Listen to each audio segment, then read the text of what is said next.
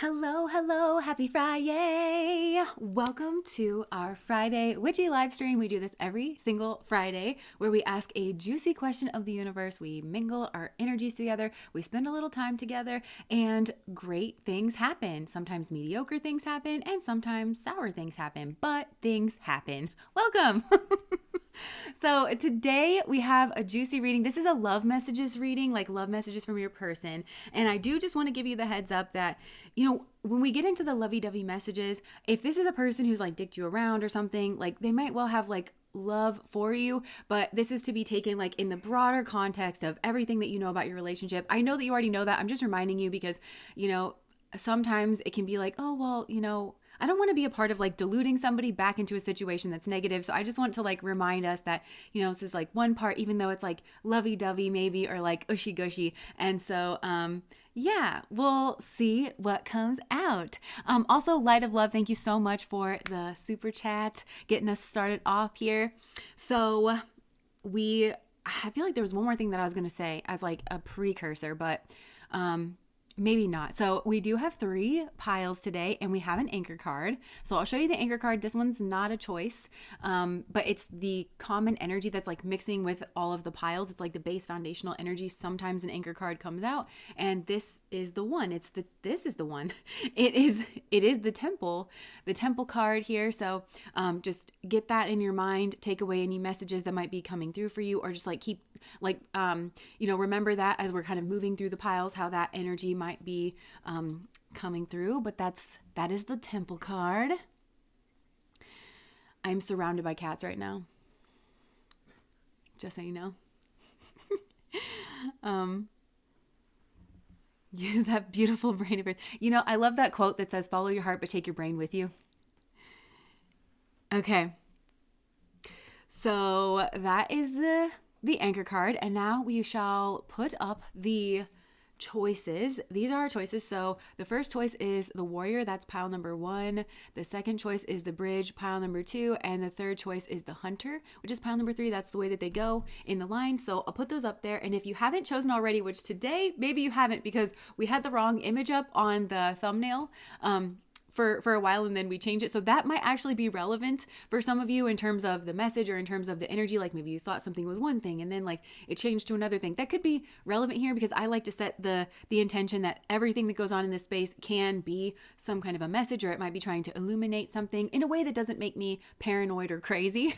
So if that's speaking to you, but yeah, so if you haven't chosen your pile, now's the time to do so. But even if not, this is the part of the reading where we break all the rules of the internet. We get completely silent, not just with our mouths, but with our energy too. We just bring everything kind of down to factory settings, that base reset, sinking our focus and our energy below the mundanes and the hustle and the bustle of the world around us. And we just connect with that part of us that's the observer energy, that's pure energy.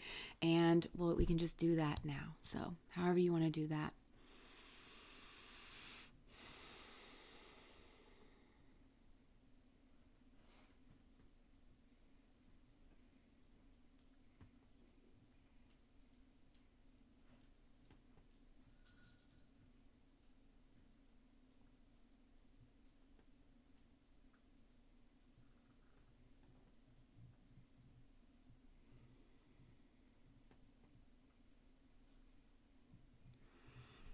And then come back out whenever you're ready and be drawn into whatever pile or multiple piles you're drawn into.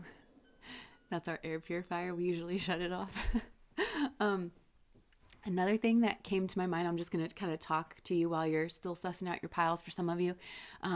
Alex and I, we had a very interesting morning because I, for some reason, thought that I was like running out of time to get ready for this reading, but it turns out that I was just like an hour ahead of time for some reason. So we had a lot more time today and we just like kind of sat and talked, and we usually do that a lot, like even on Friday mornings where we have to kind of pull each other away, like, well, we're trying to get ready here. But usually anything that happens like leading up, a lot of times it's like priming my brain or something. And I just wanted to mention, because whenever I said, oh, we're breaking all the rules of the internet, we're going to be totally silent. One thing that came up in our conversation was we were talking about rebellion and how it was like maybe the thing that protected us in childhood, this like what kind of rebellion, mentally or otherwise. And it played kind of a protective role. But another thing too, it's like sometimes things that we do in childhood that are protective and assist us, as we get out of that original environment, it can become an obstacle. Some form of rebellion that might be something to keep in mind here. I don't know. I just wanted to mention it because I know that sometimes the things that we talk about end up being relevant in the reading, or spirit's trying to kind of prime the pump there. So I just wanted to mention that. I feel like you have an orange aura around you today, Jess. Thank you. I think I like orange, that second chakra energy. Okay, so if you've chosen your piles, then I guess we're going to go ahead. We're going to get into pile number 1, which is the Warrior. So what love messages are coming through? I've already been channeling a lot for this one, so I'm not going to draw any cards. Well, actually, okay. So we have wires are getting crossed here. I'm afraid to open up. Okay, wires are getting crossed here. I'm afraid to open up. I feel like that's kind of a love message here from your person. And I feel like it's because of something that has been done in this situation. And something was done in this situation that like twisted everything up. I'm hearing the word action. Something was done in the situation. There's some kind of action taken. Action means karma. So this is karmic. It's a block. It's an obstacle. And I'm seeing something get like all kind of like twisted up. And it's because of some kind of like misunderstanding. About, I think for some of you, this is like, I'm kind of getting Garden of Eden vibes here with the like the bull head, which for me, it's like the Garden of Eden, and then you've got the snake. So it could be like some kind of fundamental misunderstanding about something. It could be about like religion or about roles or something here like that. And so it's leading to this energy of like wires are getting crossed here. I'm afraid to open up. And I'm kind of getting this energy of coming through. I'm hearing like from the Lion King, it's like, can you feel the love tonight? It's like very just, the peace the evening brings. What? I actually added the lyrics, or just that phrase, to this description for this video. You did? I did not even know that. Oh my gosh. Whoa. Did you hear that? That's crazy. That's crazy. Anyways, so yeah, it was the peace the evening brings, and then it's like boom.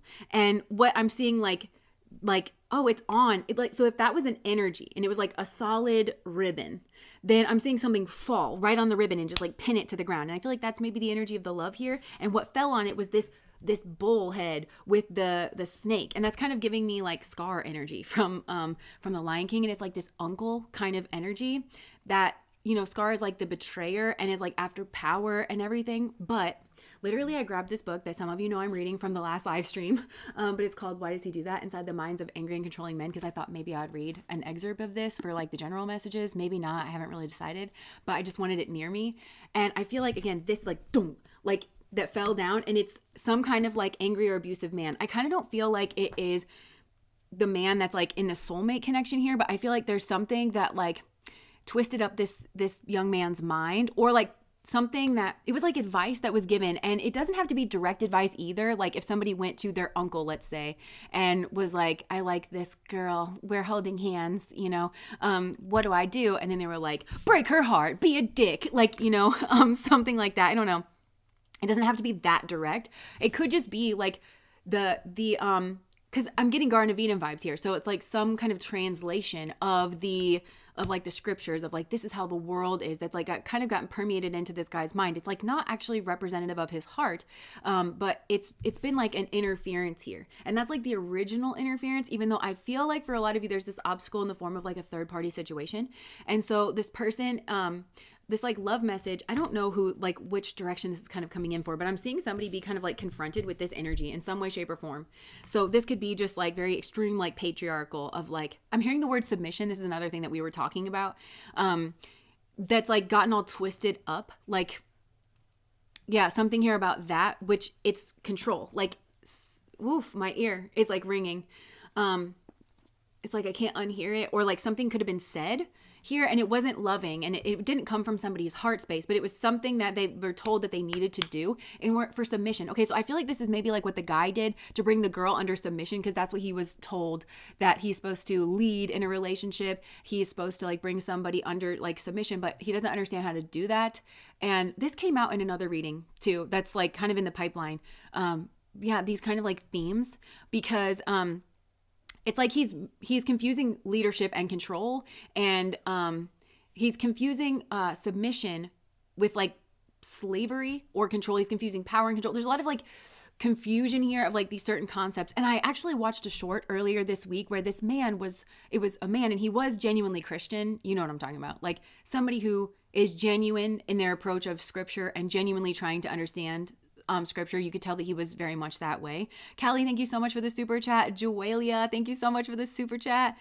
But he was talking about how a lot of people misunderstand submission, because submission is something that can be given. Like you submit. And I think personally, I don't think that's a female thing or a male thing. I think all healthy humans must learn how to submit, like when to submit, because you're not fit to lead every situation. And I think maybe that's what like went wrong here, because of some idea of like who should lead and who should follow. But actually maybe the woman was more suited to lead in like social matters or like love matters, or the heart at the very least was like more suited to lead. But it was like, no, like you can't go with the flow of it. So it interrupted the flow of it, and it did create some kind of karma and some kind of karmic block. And I think it could have even been because maybe the advice that was given here is like, well, like go off, like sleep with someone else, or like bring in some kind of rival or a competitor. And what it did is like to the other person that was like that was like involved in the situation, the actual like lover energy, whoever it was, whichever way this goes, they were just like like they were just like, what? Because this was heart space energy, and it was loving. It was, can you feel the love tonight? I lay on. Whoa. And then it was just like, whoa. And then it's like, wires are getting crossed here. I don't know how you feel for me. I also don't know whether you're a douchebag or not. If there's a third party involved, definitely there is a douchebag here. Regardless of if they're confused, like, yeah, like your heart just can never allow you to do something like that unless it's like sullied in some way. And I do think there was like a confusion and a twisting like of the mind here. So now I'm afraid to open up. Now I'm afraid to come close to you here. Another thing that I'm hearing, there's a proverb, and it's something like, better one alive word than 100 dead ones. And I feel like there's something here, like with the bull, I'm kind of getting this is like a masculine energy, and that the snake is a feminine energy, but take that however it resonates. But I think that somebody here didn't say anything, because the bull looks dead to me. Obviously, it's a skull. Doesn't this look dead to you? Does this look alive to you? Sorry. Clearly it's dead. So it's like somebody like went dead here, and then they didn't communicate is what I'm getting. And I think it had to do with like power or submission. But going back to that concept of submission, and I feel like this is maybe something that's getting ironed out here, and it has to do with the dance that should go on like between lovers. Submission is something that must be given, and it has to be given in the right scenarios, in the right context. Otherwise it's abuse. Otherwise it's control. Otherwise it is domination and subjugation. And I feel like those concepts here have been like twisted and warped. I don't know how to lead in this situation. Maybe it's because you're not supposed to.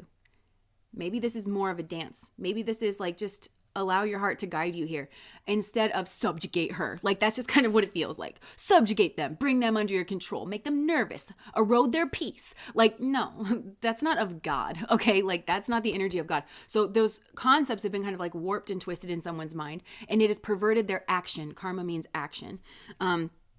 But there is a controlling and angry mind here. And I think that it's coming on the masculine side for most of you, and it's somebody around him that got permeated. And it could be some kind of like patriarchal society or something. And so, yeah, it's subjugate her instead of lead me to the rock that is higher than I. We submit to energies that are higher than ourselves. And for a lot of people, a relationship and like a partnership is a goal that is higher than just your ego. And so submit to that. Like this person should have been told and taught to surrender to things that are higher than themselves and things that are like of spirit and of God, but they can't identify like what that is. And so I feel like there was a warping here of the mind. And somebody here, or both people here, then all of a sudden felt like very isolated, and maybe there was like a lot of praying. Then is when somebody turned maybe actually to God and was like, I don't know how to get myself out of this situation. Because now they're trying to save face, and there's like this kind of facade energy. This could be somebody just explaining that this is what's gone on.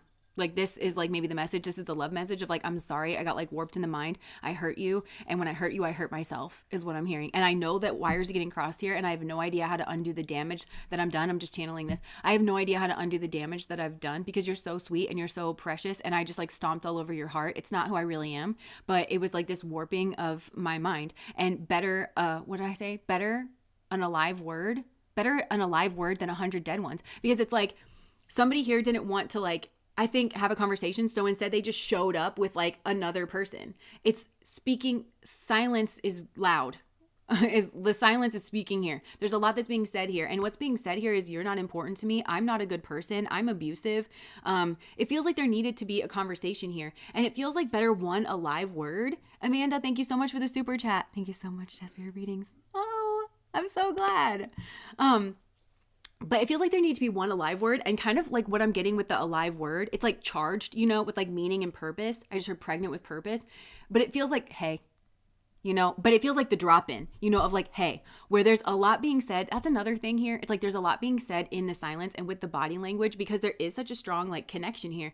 And so it feels like, hey, you know, like, we both know that we need to talk about something. And rather than me harming you irrevocably and harming our relationship irrevocably, where words aren't going to do it. You know, words, what do you do? Like, there's nothing that will be louder than you fucking someone else or you parading someone else around. There's nothing that you could ever say, oh, I really care about you.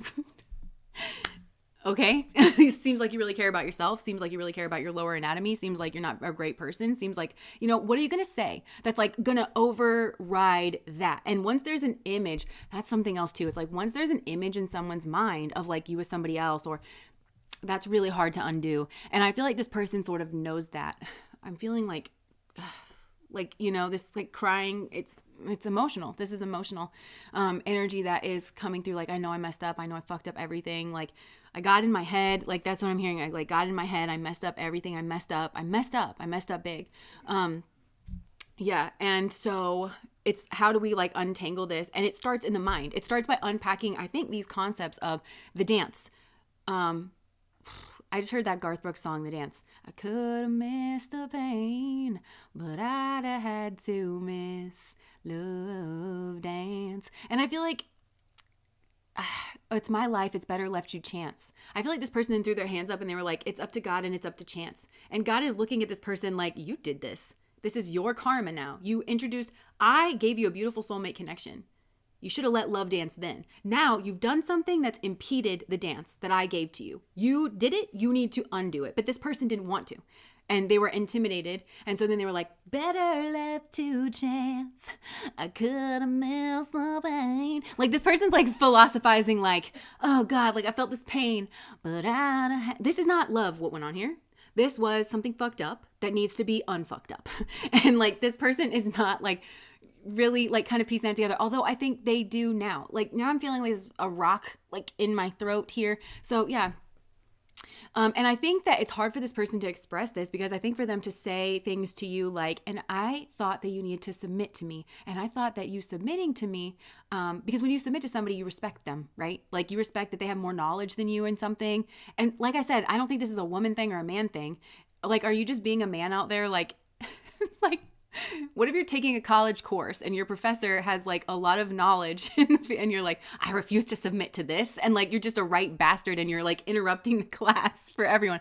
Like, we all learn to submit to the things that are higher than us so that we can grow higher ourselves. Like, and he just didn't want to do that. And I feel like there's something weird that he would have to say of like, yeah, I try to make you submit to me, of like subjugating you. And it was like rough. It feels rough. This feels rough. And yeah, then there's like kind of, this is like flipping on the other side where, because I think that this isolated both of you in some way, even if like you were very social and you were out, because I feel like somebody here was like out and about or seemed like they were fine or seemed like they were with somebody else, but they were just like completely dead and completely shut off. And you know, this is the Garden of Eden energy that I kind of, that I get sometimes, because the Garden of Eden for me, you know, there's an element to it where it's like, well, you have all your needs met. Well, you can have the love between the two of us. It's just, you have to submit to my control. And you're not a full person. And that's really not sustainable for anybody. So I think that everybody felt like very isolated here, like you and this person. And I do think that it turned both of you inwards and you started like praying to God, and there was like some kind of period of isolation. So this is where I'm getting for the other person, where I feel spirit has actually come in, because I feel like spirit is this rainbow. And for the rainbow, I kind of get that energy from like the Noah's Ark, where it's like, and this horrible thing happened and it will never happen again. This is my covenant to you. This is my promise to you. And I feel like spirit came in to the person that was just like confronted and affronted with like all of this fucked uppery. And because spirit also is like heavily in the mix, because in a way I almost want to say that it feels responsible. Spirit kind of feels responsible. I know that's like not really the way to put it, but it's like spirit's teachings were like warped. Somebody used spirituality to beat somebody else over the head here. And spirit isn't down with that. And spirit's like, oh my God. So I think spirit is more active in like this hand energy here, because it does affect somebody's like connection to God or understanding of God or their place in the universe. Like spirit doesn't want this person thinking that they deserved it. But I'm kind of getting with this like rainbow energy. It's like, if you confront this, spirit comes in and says, look, if you confront this directly and head on for me, sorry, thank you, and I love you. Meaning, look right at this. If you have some kind of direct interaction with this dead man on the inside, and this person here, and this snake energy, by the way, it's like the snake in the Garden of Eden, this kind of like temptation energy, which I feel like is this thought. It's like this devil thought of like, yeah, fuck her over. Be a complete asshole. Like, it's that kind of a thing. Well, this person that they think has like submitted to them isn't submitting to them. This person just knows how to play that they're submitting to them. Like if they're with another person, and we've seen this a lot in the readings. They know how to sweet talk. They know how to say things to give the impression this guy's not really looking, because he's dead now on the inside. He should have said one alive word and instead either said nothing and showed up like this, or said 100 dead words, which this is what I mean by like 100 dead words is like the PR answer. Like when celebrities get themselves in a hot water and they're like, and I did it to find myself. And they're saying words that are like, they are real. They do have meaning. And a lot of us can kind of relate to it, but then they're not like filling in the gaps of like the actual thing. And so it just becomes these dead words. Better one alive word than 100 dead ones. Like it's something here like that. So spirit's saying, look, if you confront this, and I think you had to physically confront it. If you see it, if you look at this, if you are kind of like confronted and affronted by this, then this is 10 of Swords energy. This won't happen again. The pain of this situation will not happen again. And it like opened up some kind of like rainbow. And actually, I'm seeing like somebody like when they're confronted with this energy, they're not enticed to go over there. They're not going to. They're turned off by it. But I'm seeing this person kind of look at that rainbow above and just kind of be like, what is that? Like a new something is like opening up, like a new rainbow. It could be like it feels like happy and joy and bohemian and something like that. And it is like this temple energy. It's something like your prayers will be answered or something, but it's opening up something here where you're not going to go in and get tangled up with these two. You're going to go like through this. It almost feels like this is a portal or something. And then there's and to deal with their own karmas alone, because it feels like it's not your karma.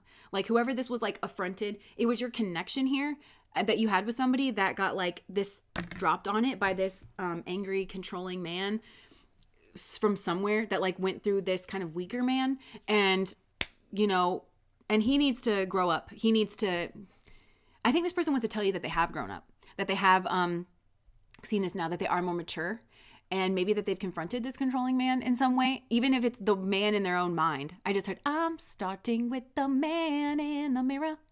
I'm asking him to change his ways, and no message could have been any clearer. If you want to make the world a better place, go ahead and make a change, take a look at yourself and then make that change. It's glitching. If you guys close, and have you tried refreshing and closing and opening? But yeah, still glitching. Yeah, that's just YouTube buffering. You just might need to pause it or refresh the page. That's the only thing that can really fix it, because there's nothing on our end that we can do. There's nothing on. Oh, we got some action. Okay, so what about now? Should I put us on a break for a second? And I mean, everything on our end is looking fine. Better now. Okay, this energy doesn't want forward movement. Yes, it's glitching. Hopefully it's. Had a bit of a troll that Nora took care of. I saw that. Okay, refresh works. Okay, it's working better for me now. Okay, well, I'm just gonna keep going then. And Alex, can you just try to get my attention? Because It's clear now. Okay. Yeah. And, yeah. So this person is wanting that. So I really feel like this person's coming through and saying like, this was a big message for me. This was a big wake up call for me that I was like dead on the inside, but also this feels like dead of the mind with Taurus. This feels like Taurus, like what I'm getting, because Garden of Eden energy for me, it's like in the middle of Taurus, but it's like bull, like this person was like maybe being bull-headed, like thick-headed. And they were just like dead. This person was like dead of the mind. And I feel like maybe they could have also outsourced their like thinking and their philosophizing to this angry, controlling man. Or for some of you, it really is like some kind of patriarchal view that was like distorted and like not loving. It doesn't have the love of God in it. Like even if like you could find the love of God there, the way this person was relating to it and using that, and like the way that, like the worldview that they had, it did not have like the love of God in it. And no message could have been any clearer. If you want to make the world a better place, take a look at yourself and then make that change. So I feel like this person is wanting to tell you that like they're like the word mature is really coming through. Like I've matured a lot. I'm mature now. I would never let somebody fill my head with those stupid thoughts. I would make up my own mind about things, and I do. My philosophies have changed. I am a guiding light in my own community. I just heard like I am, yeah, okay. And then I want you in my life. Like this person really wants you in their life. And also the pink of this is coming through. Like I really want you in my life. I love to remember the good times. So something that I just heard, something that you said or did like really stays with them, because this person felt like really sweet with you. They felt like really, it is that like, and I feel like you're actually bringing this person back home, because just like Nala went after Simba because Scar, once again, this angry, controlling man, you know, like did a lot of messed up stuff. Like he deaded his father. He ran off Simba. Simba started eating grub worms. He thought that he was a Pumbaa. He thought that he was a meerkat. He, you know, was having like an identity crisis. He was off in the rainforest having some kind of like identity crisis, Hakuna Matata, like, you know, everything's totally fine. I don't have to like, but Nala is what like brings him back to Pride Rock in order to confront this like angry and controlling man. And I feel like this was kind of the movement here, like your connection, like the love between the two of you and the sweetness and the innocence, because they loved each other as kids. Some Ginger Chick Tarot, thank you so much for the super chat. One of my favorite MJ songs. Yeah, so and it's like he has to confront, it feels very much like he has to confront the angry, controlling man in his mind that I feel like was put there. Honestly, I'm kind of getting like pastor vibes, like some kind of messed up Jupiter figure. And oh my gosh, I've listened to weirdly a lot of Christian stuff this week, not like straight Christian stuff, but people talking about like Christianity in healthy ways. And I don't usually do that now. But one guy he used to work for a church and everything, and he was really criticizing the church, saying like, you know, I really believe in Jesus, but like I would not actually recommend that people go to church, because it really is just a power structure, and it's the money that does it. Like when you start to get to the upper echelons, like people go where, you know, like the Christian musicians and stuff, like it's not about Jesus, it's about like money and everything. And that he really sees that now. And that's like the controlling, that patriarchal energy, you know, like that's what needed to be confronted in the mind. But it also feels like externally as well, you know, in that way, like you have to confront things internally, you have to confront things externally. So this internal belief, this internal, and it's kind of the chicken or the egg, like there has to be a poison, there had to be something weak or something inside for it to like latch onto. And, you know, it could just be that this person was a child, but they had to confront that angry, controlling man of their mind to really defeat that, so that the two of you could actually be together and be loving. And this person is saying, that they're willing to do that. But I also feel like this person like has actually come quite a way with it. Like this person has actually come quite a ways with it. They're doing a lot of work. And now I'm seeing this, rainbow kind of pastel out, like this looks more pastel colors. And then like, I'm seeing it turn into like a pathway, like a road. Oh, and then I'm seeing, in one of my decks, it's the rainbow. I call it the rainbow deck. Whoa. It has a lot of rainbows in it, which is why I call it the rainbow deck. But it's the 8 of Cups, where she is walking away from all the cups, following the rainbow. And she's following it like off into space, which to me, it's like Aquarius energy. So I feel like that was maybe you.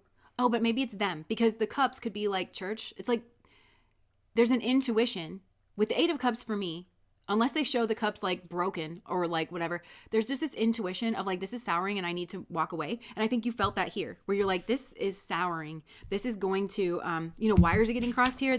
I'm not being treated appropriately. This is gross, like on a lot of ways. This is abusive. This is like, now I'm afraid. And so now I have to like go on my own path. And I think that you went towards Aquarius, and maybe there's some kind of confrontation. You know what's funny is that I feel like you had to confront the angry, controlling man in your mind, and like somehow as well, it's like wrestling with God is what I'm getting, like Job. It's like wrestling with God. You had to kind of wrestle with that angry and controlling man. I feel like this was your angry and controlling man, even though he seems like he's good-hearted. Yeah, there's some kind of karma about this. He's good-hearted, and but he's got this angry, controlling man. So again, that for you, it's like you had to confront something internal, and maybe you had to pull apart ideas of like submission. When do you submit? I think for you, this was big, where you're like, I'm not submitting to this. Nobody in their right mind, nobody in their right heart would ever submit to this. No. Because submission comes from you. It's something that you give. And it's because you respect somebody. And it's because they're fit to lead. And I just don't think that is like, another thing that I listened to on a short where this guy was trying to like parse out wives submit to your husbands. And really, I think there's a lot of messed up stuff in the Bible. Like, I don't know that some of these things are like the best things, but he was talking about, that's a hyper specific situation that Christians have blown up to say like, this should just be the dynamic, but wives and husbands should be partnered. You should talk about a lot of things. And he was actually saying there's a lot more agreement in relationships, because he was talking about the other edicts that God had for like, love your wives, as yourself, like protect your wives as yourself. So if you're doing that and all this blends together, you're not subjugating her. You're not being like, you guys are trying to figure stuff out. It's just, if you can't, like he said that was saying, if you can't come to a conclusion, then you should submit to your husband. And that made sense culturally back in the day when women didn't have a lot of power, because he was the one that had to go like enact that in the world. Probably maybe he did know more about the way that the world worked, but it doesn't apply now because we're not in that like culture or anything. But I love hearing people who actually context. I like hearing context people talk about the Bible, where they put things like in the context of the time, in the context of the culture, in the context of the broader teachings. And I feel like that's something here. I know this is like heavily Christian. It doesn't, but Christian, Islam, Judaism, they're all religions of the book. And it is like the Garden of Eden story that's coming,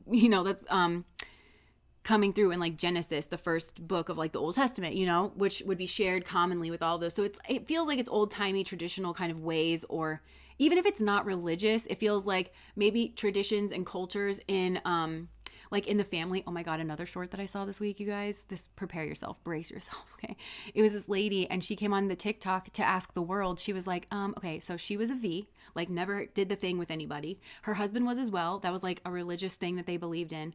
And right, like they're getting married, and her husband comes to her. She's like, they love each other so much, he's perfect for her, and says that I can't even say it, that apparently it's like family tradition that like his dad and his uncle, him and his brother, have to examine her before the wedding. They all have to examine her, and his dad had to like check for the hymen, see if it was intact. And she was like, I don't want to do this. This is like, no, I don't want to do this. But like, I love him. We're perfect together. And I was just like, that would be a deal breaker for me. I don't care how much, like, that's abusive. That's abusive. But it's like this old timey weird thing. And also like all the myths around that. Anyways, that's been more than disproven, about like being able to check for that and stuff. This is off topic, but who cares? Women used to like put, like goat innards or something like in there so that there would be blood on the sheets, because otherwise like someone could contest that, even though like that's what I'm saying. It's like there's so many misconceptions about women's anatomy and like what goes on down there, but just the things that like our ancestors have had to go through, it just like makes me weep for them. We've just been so mistreated because of these ideas of like subjugation and submitting to like abusive behavior. Anybody worth submitting to is not abusive, period. So anyways, so that is something that was in my brain, and now it's in yours, and I'm sorry if that was disruptive to you. But you're welcome. Sometimes things just like stick in the mind. And I feel like something here maybe like just really stuck in the mind, or maybe you had that kind of a moment where you're like, no, like I love you so much, but this is a deal breaker for me. Like it could have been that. So now I feel like this person has like connected to their spirituality. Maybe you both have. I feel like there has been endings here. Something needed to get like fished out.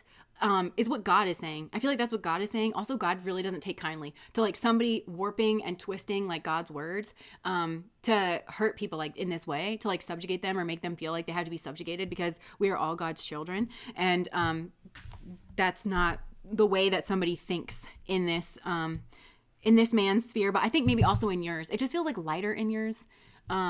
Like where you've maybe worked through this a little bit more, like you just knew intuitively not to do this. And also, I don't think that you asked for somebody else's advice. I think that you were like led by your heart in this situation.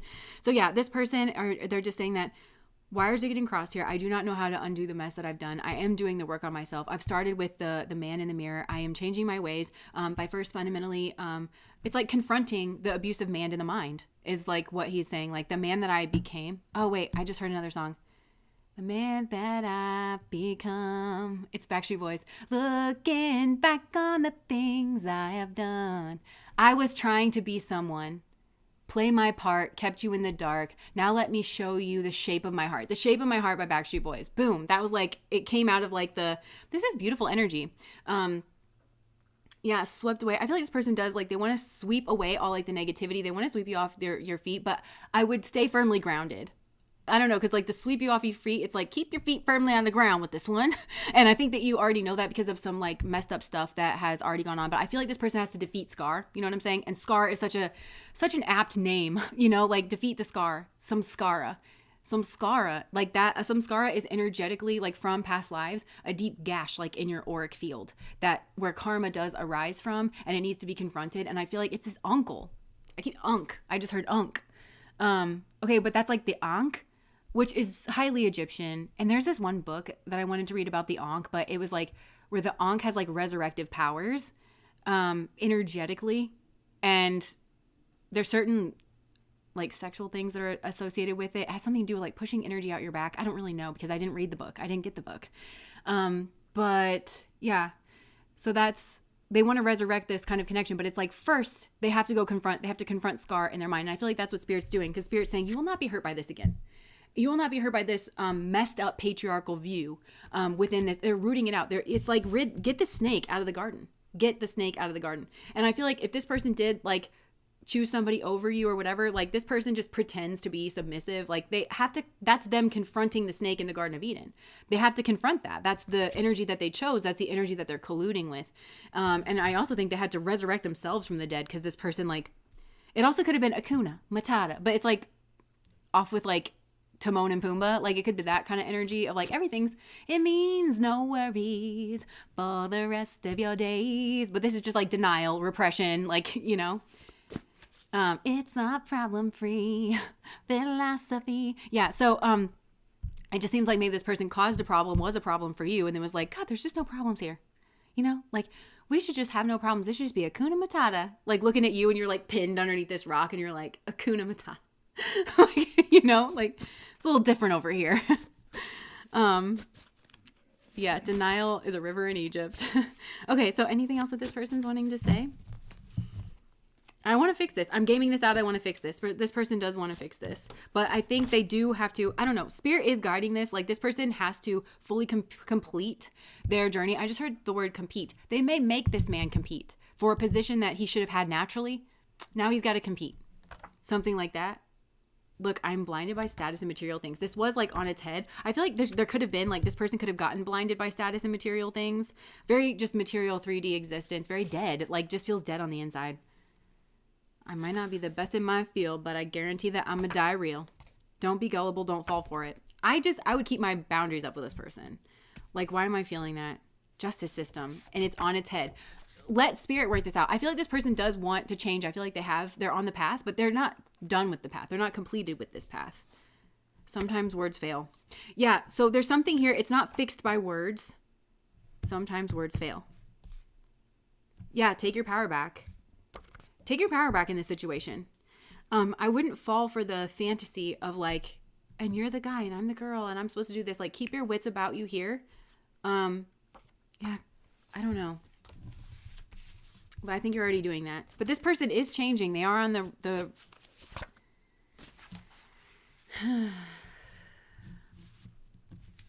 I feel like this person has a tendency to be like a sweet talker. Finances could be an issue here. What will people think or say? Okay, so for some of you, I feel like this person is, they got into a relationship with a real snake. They were tempted by some kind of, okay, I see what it's saying. this is a part of the process, because I think, Tasha, thank you so much for the super chat. I think that this person has like something here's come to fruition. They're on a path. The karma has to kind of come to a head. This person has to walk a certain path. Oh, competition. I feel like they're in competition with their whoever they partnered with. And I think for some of this is romantic, something that looked good. Somebody maybe had material success or something. It gave this person the appearance of being strong whilst not being strong themselves, because they're entirely dependent on whoever this person is for their image, for their money or whatever. So it has come out, I think, that somebody here is a snake, and now these two are competing against one another, because the submission was always a lie. And spirit, this is part of them ironing out their worldview and like why it doesn't actually work, and how it's very, it makes them a sitting duck basically as well. Like they think that they're in control, but they're like a sitting duck. They have to go through this. They have to kind of compete. And this is like them fighting. This is a fight. This is them fighting Scar on Pride Rock. Whether this, I think it's a woman, but it all stems from this angry, controlling man in the head. And they have created their own monsters here that they now have to confront. And so I think it has started this like dawning of a realization of who you really were to them. But I think this person may be having financial difficulties or something. And no, they've got to go through that. They have to admit who they really are, which is somebody who maybe needs a lot of help, who maybe needs a lot of propping up. And they actually run from one relationship to another. Maybe like they're reliant on a female here is what I'm getting. And they maybe want to like come over here like on your space. That's a reality of who this man is. So he has to like confront this. He's not done with his journey yet. And I feel the two of you are being kept separate because spirit made you a promise that if you confronted this, and you have, and if you went through this rainbow portal, which you have, that you are going to experience no more pain from this. And that's why none of their little schemes are going to work, because I feel like they are the snake too. Like they also have schemes in terms of like getting back in your energy, and it's a scheme of pretending to be this man, but they ain't one. And they're also like better one alive word than 100 dead ones. Because I feel like this person might want to like smooth talk you. They want to say the right things. They want to say that they've changed. And there is some truth to it, which is why this person could really fool you. And I feel like you guys are being kept separate at this time. And Spirit's just kind of alerting you, to the fact that this person has like started to wake up. But there's no guarantee that this person's not going to backslide. This person has to work through their own karma in their own way. Like it can't be forced. The same way that you've had to kind of address your lessons with this person, like it couldn't be forced for you to like confront this and see the reality of who this person is, and something put into practice here. Like when we worked at Omega, the tagline there for the staff was "Service is compassion in action," and this is fuckery in action. It's like slick talk in action. This has to be like confronted and really like uprooted. I feel like this person's going through the dark night of the soul actually.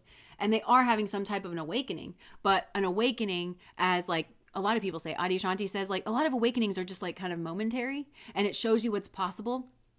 And a lot of people kind of, that's what starts people on their spiritual journey, is like they know that energy's out there. So how do they connect with it in a conscious way? How do they make it like their day-to-day reality? This person has had some type of awakening. I feel like they're feeling, I just heard awkward. They're feeling isolated. They're praying for some kind of solution. And I think this person is kind of realizing that you are that solution, or like what you were, and that they should have honored your connection, and that they shouldn't have behaved this way, and that they got what they deserved is what I'm hearing. This person's kind of like got what they deserved. And this person has to be on the other side of this. And I don't know, you might not want this person. I don't know where this is kind of going to go, but you are going to experience no more pain. I know things can't go back to the way they were. Now I feel like this person is being a little bit more honest. It feels, again, like the energy with this person is like, can you feel the love? Boom. Like that's how it played out before. And you don't want to be taken in by the same thing, because this person knows how to come in and kind of present themselves, how to create, like, I'm gaming this out. Like, I don't know. This person has to stop gaming things out and just live by their heart. And I don't think that they're doing that yet. I wish I could work up the nerve to talk to you. Yeah, they want to talk to you here. But spirit, this is spirit's promise coming to fruition, where they can't approach, or if they do, it's like not going to go the way that they think, because this person has to do the work now, because you've done the work. You did what you were supposed to do here. You went through the rainbow portal. I want to spoil you rotten. I judged you unfairly. It's safer to keep this all in my head. So this person has like very romantic thoughts, very romantic feelings towards you. They want to like love you, dove you up. But this person has to be grounded in who they are as a person. They have to be grounded in healthy philosophies, and not the philosophies of abusive, controlling men that they may have become themselves on some level, on a mental level, which maybe we'll talk about later, like with this book, 'cause that's what I'm learning about. But I've been hiding, but I want to show you my authentic self. This person has to uncover their authentic self. I think all of this is real, but I think that it's also immature still. They're not, that kind of hurts them because like they want to come across mature and they have matured a lot, but I think this person is still working through this. I'm trying to bait you into talking to me. What are you hiding? Do you like me too? This person wants to know if you're hiding feelings for them. Maybe, I think in the beginning you could have been. Like, because I think that you did feel genuine towards this person and then they did whatever they did and you had to take your power back and protect yourself. But once you've gone through the rainbow portal, which I feel like you have, then I don't know if you like this person anymore or not. Rejection is protection. Yeah, rejection is protection. I know things can't go back to the way they were. I don't know that I can say it nicely. I feel like that's you. I don't know that I can say it nicely, but things are never going to go back the way that they were. And I feel like that's what spirit is agreeing with. It's like if this resurrects itself, it's going to be something entirely different. And this person from the ground up is going to be somebody entirely different. And I think that they do need to kind of go on their own way for now. Honor is better than honors. This person sought out some kind of honors because they thought that was going to be the answer. And yeah, I just looked, I might not be the best in my field, but I guarantee that I'm going to die real. I feel like this person's goal is to die real. In this life, because they're very fake now. They went on a path and they partnered with a person that they maybe tried to surprise you with. This person was like a surprise. Do you think you could ever forgive me? You're like, I cherish our friendship. And they're like, do you think you could ever forgive me? No contact. Yeah, this person was like a surprise and they are a snake in the grass. This person's very materialistic and also, they've got it, both of these people, I don't know what's going on with the other partner here other than they're just like a snake, but this person has to get back to who they really genuinely are. Their goal in this life is to die real, to die their authentic self.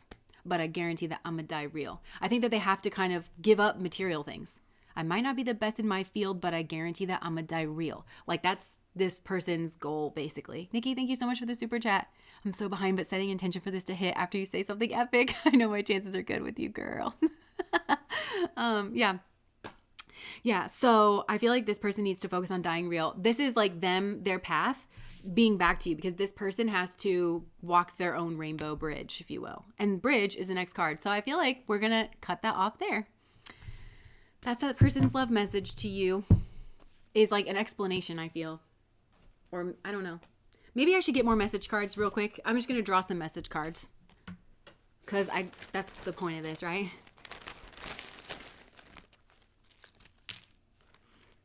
Okay. You're really good at what you do. I really admire you. This person might be comparing themselves to you in some way because, again, I go back to that card. Look, I might not be the best in my field, but I guarantee that I'm going to die real. I feel like that's your perspective, but this person is saying that you're really good at something that you do, and it might just be sussing them out.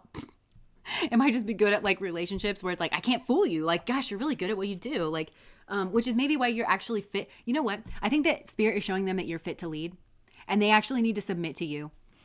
I feel like them learning their lesson. Remember we were talking about ironing out submission and like subjugation. I feel like their crown jewel and them learning the difference between submission and subjugation is them actually submitting to you where it's appropriate, which I think is in this particular situation in regards of your sovereignty, you making a decision with your heart and you being the one to like lead in the relationship. I feel like that's kind of what's going on here as well.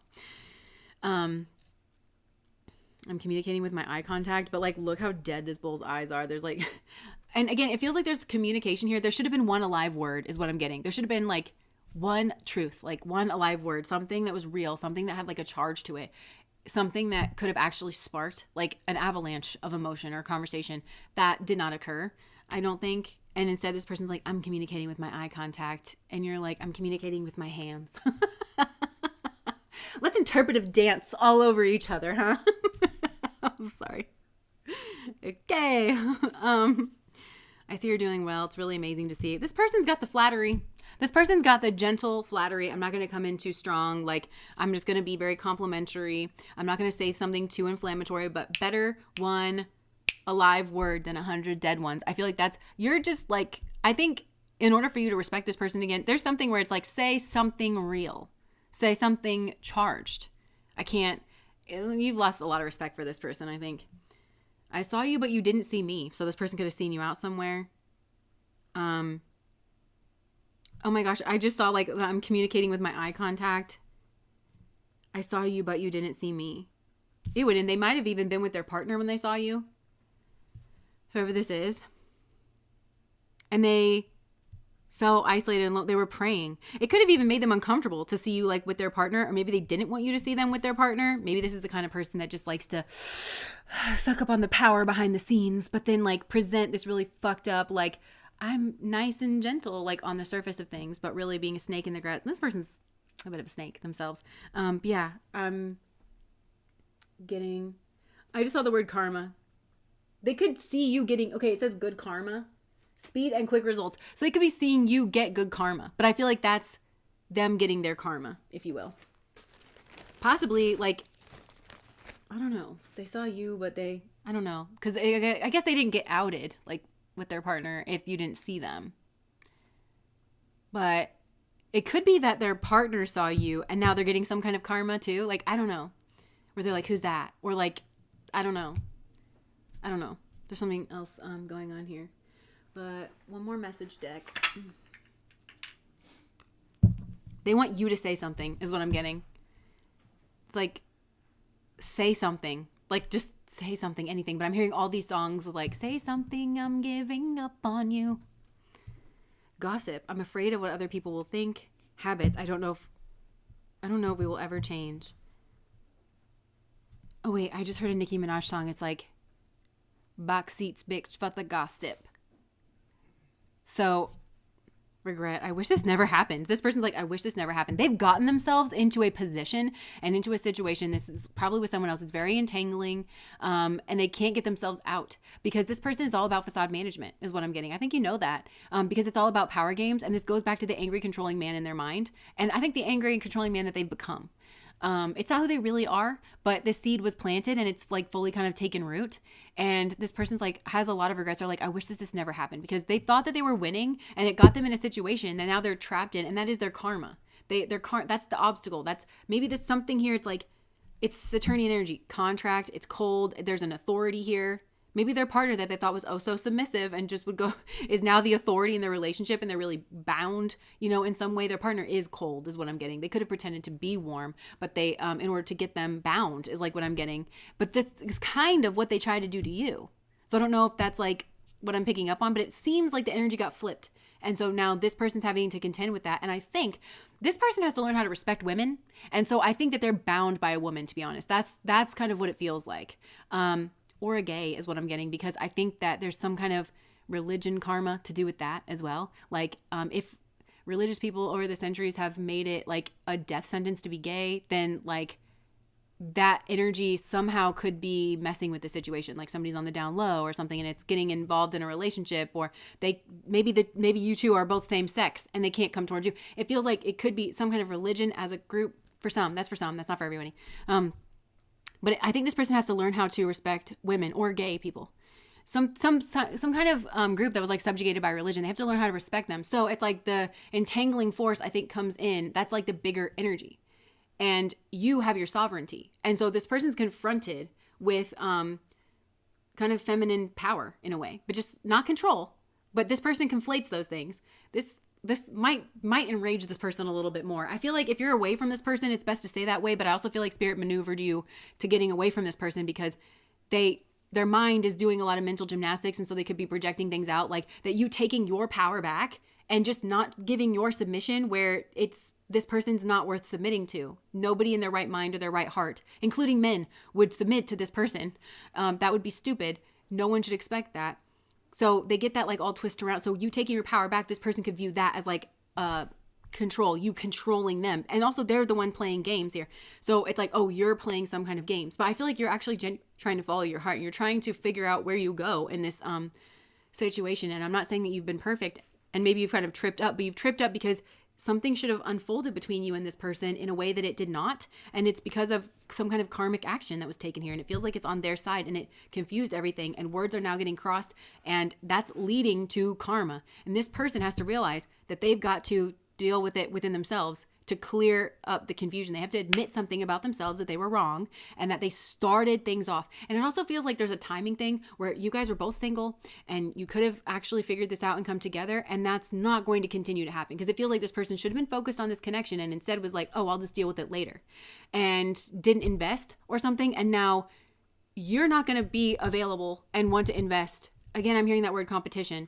Like when they're ready, they don't just get to control things. This person thinks that as a man or something, they should be able to control things and puppeteer things because somebody lied to this poor bloke and told him that being a man means being God.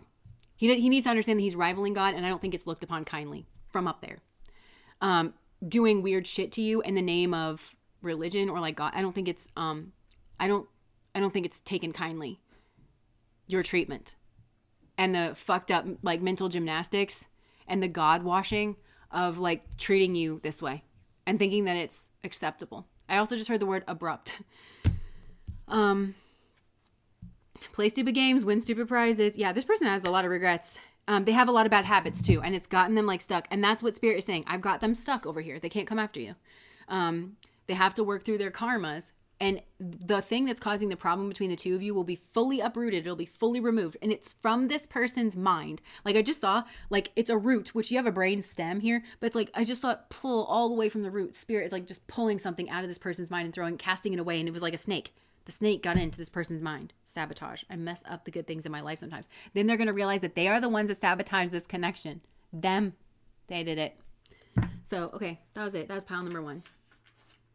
What a ride. Okay. Oh my gosh. I almost picked up the rose water to drink it. What?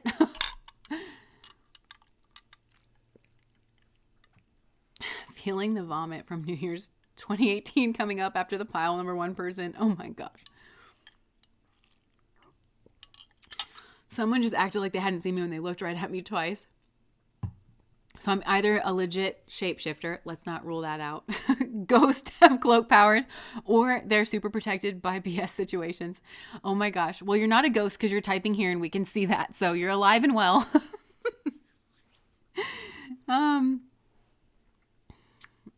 He has a snake tattoo. Interesting. Okay, so that was pile number 1. I'm going to go hunt down my compassion stick. It'll literally take me 2 seconds. I'm just going to actually... No, I'm not.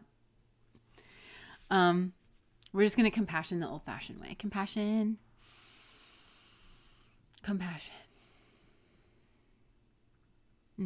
Okay. I'll put this pile selector back up there. And we did pile number 1 if you're just joining us, which was the warrior. And now we're moving on to the bridge. If you want to...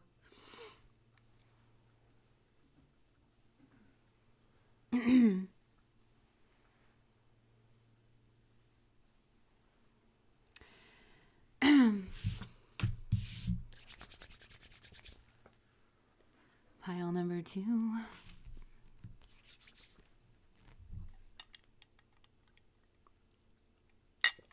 Lip gloss, thank you.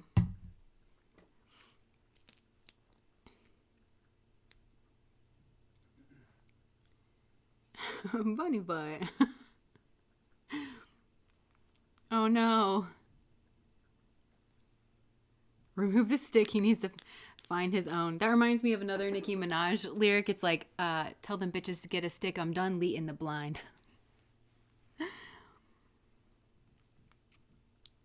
Oh my gosh. The compassion stick, it's like our cheer stick. Remember from like Bring It On or something where they're like, you can only talk if you have the cheer stick. All right, we're going into pile number 2 now. The bridge. This person also wants you to speak. They're praying for the courage to speak. Huh. Let's see. New energy, spirit, new energy. I'm so jealous. And I just heard sorry about the way that I handled things, which is another card from this deck. Okay, so spirit, what is the love message from pile number... Oh my gosh, sorry about the way I handled things. Yo, you can't make this up. That just came out. Okay, I'm frustrated with you. I feel like that's your energy. You're frustrated with this person. They know it. They're like, sorry about the way that I handled things. I miss being around you. So this person's really missing you. There could be a child involved in this connection or just like inner child stuff. Please don't go. Wow, this person's like begging you not to go. They're sorry for the way that they handle things. They've been up all night. This person thinks about this. They might stay up at night. You have changed me. My intentions are pure. I'm having wild thoughts about you, and I hope that you're not with someone else. This person's really in their mind about you. They're thinking a lot.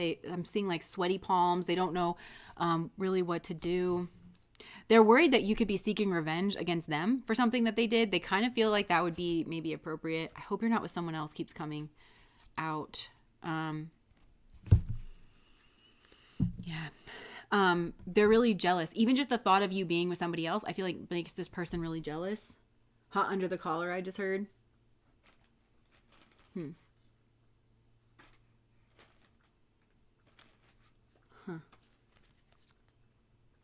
Okay. Unsatisfied. I feel like this is you. I wasn't happy with the way that things were going. Like, yeah, this gossip. I think that you saw somebody gossiping about you. This person could have told somebody your business, actually. And then you were like, or, yeah, I don't know. They sabotaged something. They sabotaged something with gossip, I think. And maybe it got back to you, or you saw something. Mistakes. This person, I wish I could right my wrongs. I made a mistake. I wish that this person's like in regret. So they wish that they didn't gossip about you, is what I'm getting. Or reveal something that you told them to keep private. Oh, this person's in regret. I wish this never happened. Neglected. I failed to give you what you need. So yeah, this person like neglected you in this situation. And you know what? I feel like I'm kind of grappling for this one. I'm trying to just like let it come out. It's not coming out in a flow, but it feels kind of like if I was like in the darkness trying to like find my way through, and it's like grabbing one rock and then another rock. It's just kind of coming, through like very almost like stilted in a way, like just this person like can't say what they need to say because why? Because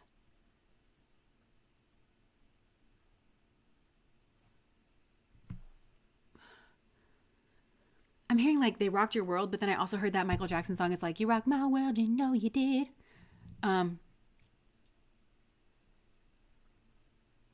They're getting squirrely, like in my mind.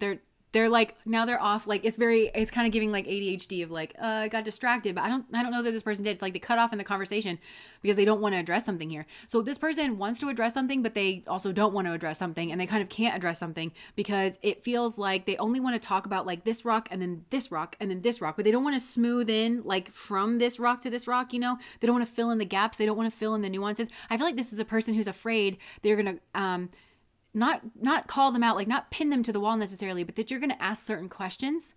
And I think this person's actually afraid of confronting themselves because in you asking these certain like reflective questions, there's no getting around the fact that they are like a bad person or that they did a bad thing. They're afraid of the questions that you would ask, the reflective questions. So they're afraid of like the reflection of themselves in your mirror, but it has very much to do with the questions. But I'm also seeing you in this like where there's a very warm tone, you're very calm. There's like a certain cadence to it. You didn't deserve it, like is what I'm getting. Like it's very clear that you did not deserve this kind of treatment. And there you sit. There's something about this because it's, the child, like you are big and they are small in this aspect. And I think that they maybe gave you the impression that you guys were on the same level of maturity or warmth or generosity or compassion or something. But it's like you are demonstrating, like this person kind of knows that in your conversation, you would demonstrate your maturity and your compassion and your warmth and your depth. And that this person, maybe they lied and said that you weren't that way, or that was like part of the gossip. And it's like, how could you ever gossip about a person like this? What could you possibly have to say negative about a person like this? They know that they're lying, like their story falls apart. And I feel like this person has been clinging to their story. I just heard sabotage. Like I'm seeing like a life preserver, but I'm also seeing the hole in the middle. Like, oh my gosh. And then there's in the archetypes deck that I don't actually have with me, rescuer, I think, but I think it has something to do with sabotage. Oh, it's like a rescuer card, but it's a person with a life preserver over their heart. It's like the hole in their heart. The heart is missing. This person was not leading with their heart space. And I think maybe this person is like sweetness, or they try to come off like sweetness and nice, but the heart is missing. So you would be able to tell that it's a performance, it's a facade, that this person's sweetness is more, it's less about believing that people should be treated a certain way, which is what you assume about somebody who's nice, is that they have a certain ethos and a certain value system, that people should be treated kindly and people should be treated well, and that's why they're nice to people. No, this is much more self-serving, and that's what they don't want on earth, is that this person is actually nice in order to hide, dodge. It's self-serving.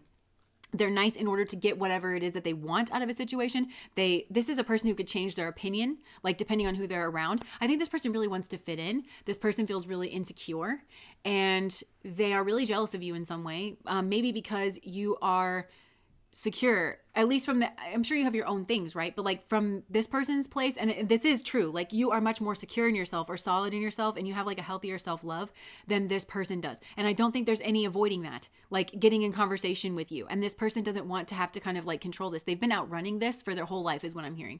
And they're showing me like a dog chasing their tail and like kind of going around and around in circles. This is their cyclical pattern, but it's going really, really fast. Like this circle, it's like going really, really, really, really fast, which is kind of giving me Mercury energy, because Mercury is the planet that like sticks tight to the sun, and they go around really, really fast. So this also could be like a hanger on that goes to the sun energy. Whoever's in the middle, whoever the spotlight is on, whoever's the leader, like in that moment, this person kind of just like circles around. And I feel like they circled around like a very negative energy or something. Ooh, I just saw Mercury stop and go look at Pluto. That's like way far out there. That's kind of like pulling them like away from you. This person could have been close to you. You guys could have been friends. They could have assisted. They could have been an assistant or something, or you could have been for them or something. I don't know. Cause there's like that Mercury energy. Mercury like sits right to the sun, tight to the sun. But it's almost giving that like Thor and Loki vibe, where Thor has like this big heart and is like the king of Asgard, and has to lift a hammer in a particular way in order to be that. Like his heart has to be kind of, it's like his heart being weighed against the feather of Ma'at. Like that's you. And in order to have the position that you have, your feather had to be weighed. But this person has gotten where they are by like guile and treachery. And there is jealousy here. And it's that Loki energy where it's like, there is love there. There's like the brotherly sibling kind of a thing. And for some of you, maybe there is that, like maybe you are siblings or maybe you're best friends. It's Mercury energy or whatever. But there's also this like jealousy where Loki is always trying to kill Thor, and Thor never really takes it seriously. He's like, you're such a trickster, you're such a jokester. And it's like, you guys need therapy so bad. And Loki is like, should be in a padded cell somewhere. Like, it's that kind of an energy that I feel like has played out here. But yeah, this person's like really wanting to avoid themselves. I feel like they want the crown. There's something here. They want the crown. They're jealous of you. They want to be seen as like noble, but it comes down to the nice thing. They don't want to be seen that they're nice. It's not grounded in a worldview that says people should be treated a certain way. The cause of their nice behavior is self-serving. It's manipulative. Despite the distance, I feel like our souls still remain intertwined. It's because there's something real here. There's a real connection. There's a real friendship here. And I feel like you've taken your leave from this person. I just heard leave of absence. They are ashamed. This person is actually ashamed of what they've done. And I think that this person actually feels very isolated, and it could be from you. But I also just think like this gossip stuff, it turned around on them, because I think that it's not adding up. Like people have put together that like this person is lying and that they just are nice as a facade to try and cover up the negativity of their own actions. I think people have discovered that about this person. That they're kind of like chasing their tail. Something doesn't add up about like a story or something. And so this is also the way that maybe this person is speaking about you to others. And I think they also regret that, because they have to leave out certain parts of the story for this person to seem true or like plausible. And I think that's what's going on here. This person needs to account for their behavior. This person needs to account for their behavior. And I think there's something public about this too. I'm hearing the disrespect, or the apology needs to be as loud as the disrespect was. So I think spiritually, like this is actually being held very strongly as well. I think people may be asking questions about you, and then this person's like, and they only can like, they're only saying this and they're only saying that. But they're leaving out all this in the middle, because that's the way that they're trying to control the frame of who they are. They're trying to control the way that people see them. They want people to see them as nice, but not because they are nice, because nice is advantageous for them. And they recognize that. Coming across warm, bringing a warmth and a sociability is advantageous to them. But this person's not really that way. This is this person's karma that's like agitating. Even with you, this person, they know that they can't.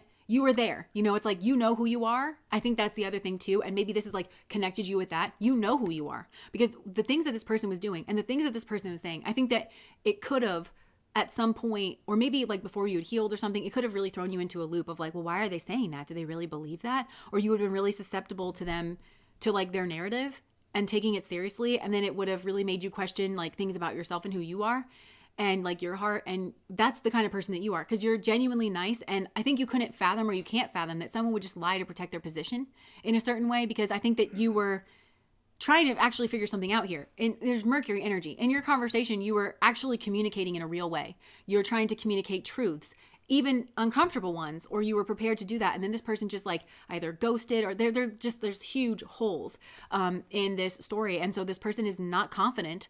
This has like a building kind of compounding effect where this person's now not confident in themselves, in their position, in their social position. It's because they can't just speak freely. This person can't just speak freely because there's so much messed up stuff that I feel like they've done behind the scenes, and there is no excuse for it. And they want so badly to be seen as a nice person, but nice people don't go around doing this. And they know that. And so to tell the truth in the situation about you, or to have the truth revealed about you in the situation, reveals the truth about them.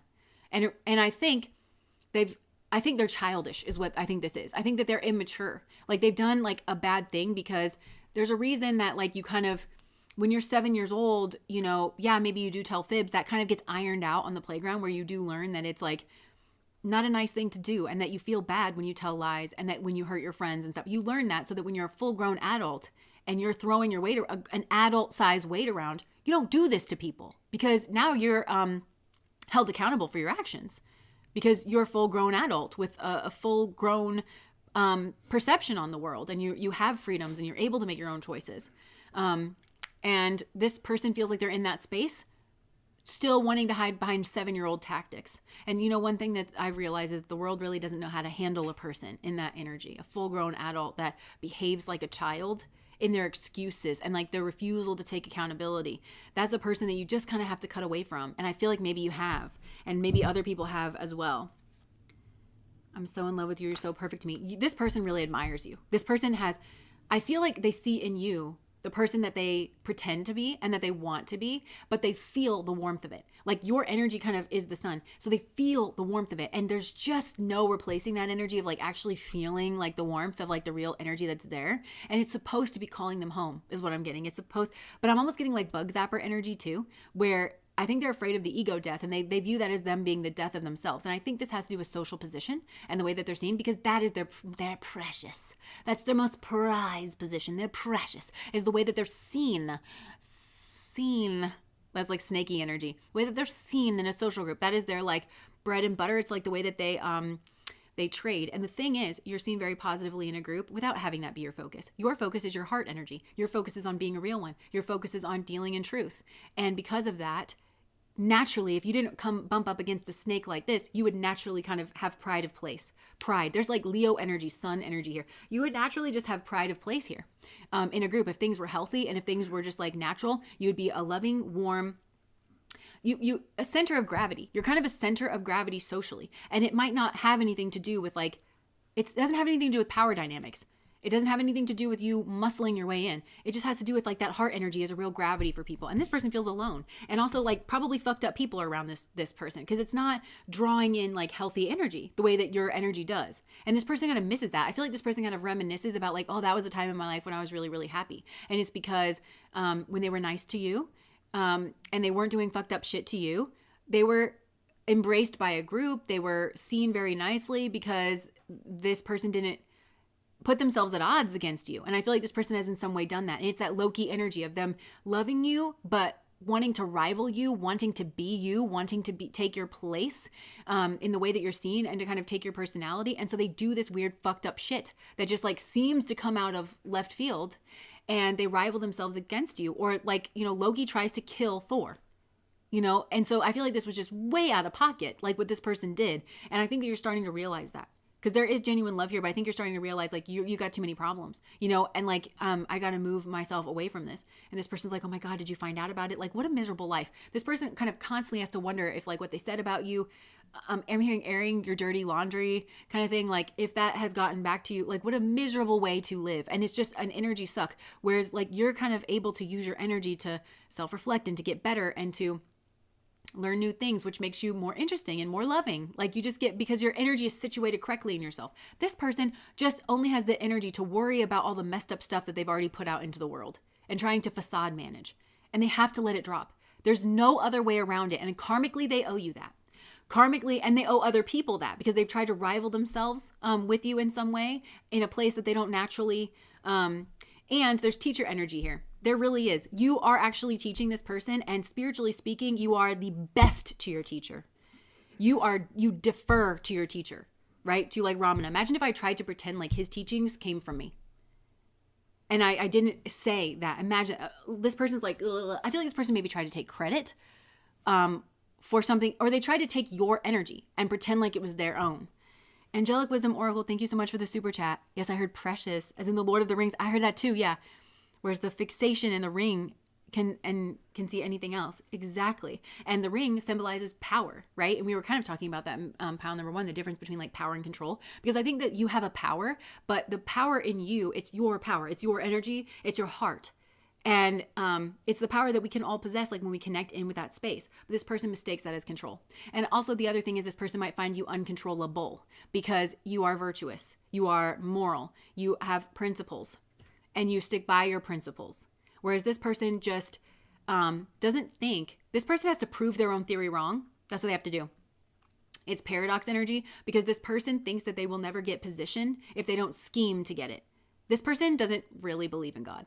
I don't care what you tell me. Like their actions, the way that they navigate through life is a person that does not believe in God or like a higher power because they don't trust. And I don't think that they've ever like let it tip. Like if you're a good person, okay, trust me on this. And I feel like you can connect. When you were younger, you had a moment in time where you were like, I really want that thing. I really want it, but it's theirs. And I'm going to be happy for my friend. And I'm going to concede because of my values. Because I value my friend, or I want to live in a world where, you know, if I worked really hard to win first place, that I get first place, you know? And even though I really want first place right now, my friend is the one who really won first place. So I'm not going to do some kind of fucked up thing that I think I'm going to do. And you think like, and you sacrifice. To sacrifice is to make sacred, right? And you're like, I give that up. But then you find your own path, don't you? Because your brain, when you do that, really thinks that it's the death, doesn't it? You really think, I'm not ever going to find my place in society. People aren't going to love me. They're not going to look up to me the way that they look up to that person. Or my work's not going to be seen as like being valuable or something. You really think that in that moment when you're younger and you have this kind of like, this is the weighing of your heart against the feather. But then you find your own place in the world. And then your friend, you also have your friend and your friend's happy for you. And like you have everything then. Like this person has never had an experience like that because they only praise their own ego. This is somebody that's devoted their life. Okay, so another thing that's coming through here is I believe that it's essential for a person to dedicate themselves to something higher than them, whether that's family and service oriented, an altar that you will put your ego down on every single time, whether that is family, and so this is like not somebody who's having an affair on their family because family is everything. That's you sacrificing and you'll get more out of that situation, right?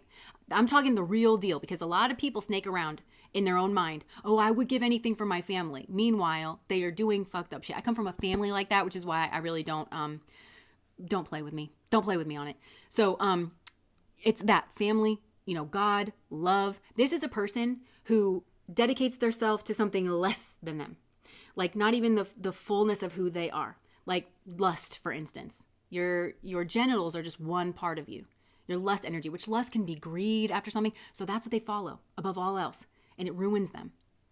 And so they have to get this part of them out of the driver's seat. And they can't do that. And so it's kind of similar energy to pile number 1 where spirit's like, you're not safe around this person until they uproot that pattern of behavior where their snake is just in the driver's seat. And it's like, no, trust me.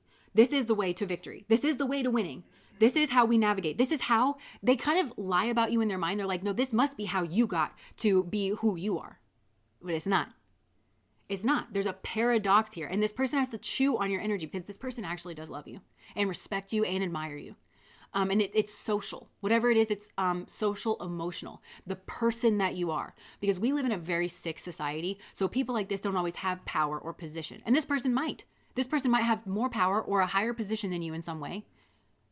Even like within a family structure or something. But it's kind of like, for some reason you're picked on. And that is the recognition that people here kind of know that you are the real power of spirit. You're the spiritual power. You're the rightful leader. You're something like that. And they don't want to submit is what it feels like maybe to that. And I don't think that you're asking to somebody to submit. And I think if you felt that if this person was like, I don't want to, that they're having this weird thing, you'd be like, I'm not asking you to submit to anything, but it's just honoring you. It's just letting you be you and being your friend and celebrating that and uprooting their jealousy. I feel like that's something here, uprooting their jealousy. I'm kind of getting from you, like, why are you jealous of me? Like, you're like, I don't know why you're jealous of me. I don't want you to be jealous of me, because you don't want that in your relationships. You really don't. You're like, I love you and I genuinely want to support you. And it's not that you've never like felt jealousy before in your life, but I think in this particular relationship, you're like, what? You feel jealous of me? You feel like in competition with me? This is somebody who feels like when you do good things or when you have good things or when you're happy, they do feel threatened by it. And they don't want to admit that. They don't want to admit that. And we've all been there. We've all been there. But this is a person who acts on it instead of realizing that you yourself do feel that way, but you put your ego down and you practice that. You practice putting your ego down, and it is a sacrifice, and just sacrifice is made sacred. And I feel like you are the person that will sacrifice for your relationships and purify them and make them holy, but not to abusive people. This is not a person. They are the ones who need part of the dance is that they should be doing this to you. They should be doing this. Instead, they're doing messed up stuff. And then they're trying to act like they're not doing messed up stuff, or that it comes from a higher place or a better place or a good place, when actually they just exalt their own selfishness. This is the worship of the devil. They exalt themselves. They only worship their own ego. And this is why they tell you the devil can quote scripture, because your ego it really thinks that it's the higher power. It really thinks that it's your intuition. It'll hide under anything to take the power. And this is a person who's just way down that road. I just heard they're beyond help. They're beyond like your assistance. You see what I'm saying? I don't think for this person that it can be worked out in friendship anymore. I think this is somebody who might need an authority, like a therapist, somebody who's trained and who can kind of see their bullshit and is trained in like a tactful way of being able to mirror and call them out. And also somebody who's like not involved in their life, that they're like, I think this is somebody who really benefit if they get a good therapist, because not all therapists are created equal. Did you guys see? Just as a comedic relief, there's another TikTok that I saw. It's kind of like going viral right now. There was that guy and it was like, so I dated a therapist for 2 weeks, and I really have my doubts whether or not this person's a therapist, but apparently they are. But it was like, it was the guy that like, hold on a second here. It was a guy that, okay, so he was saying that she just called him out of the blue one day and was like stark butt naked and was like, you have to accept my body. And he was like, okay, I accept it. He's like driving, it's in the middle of the day, and then she took him on a body tour of like all of her scars and all of her tattoos like one by one, for him to be like, okay, I accept this. And I was like, and I don't know, the whole thing was just like a mind fuck, but I was like, yo, that is like a person, like if somebody did that to me, I was like, how would I feel? I would feel trapped by like empathy. This could be relevant to the message. I would feel like trapped with the expectation of empathy, because all I would want to do is laugh, because it's mental patient behavior. Like, this is like not a normal thing.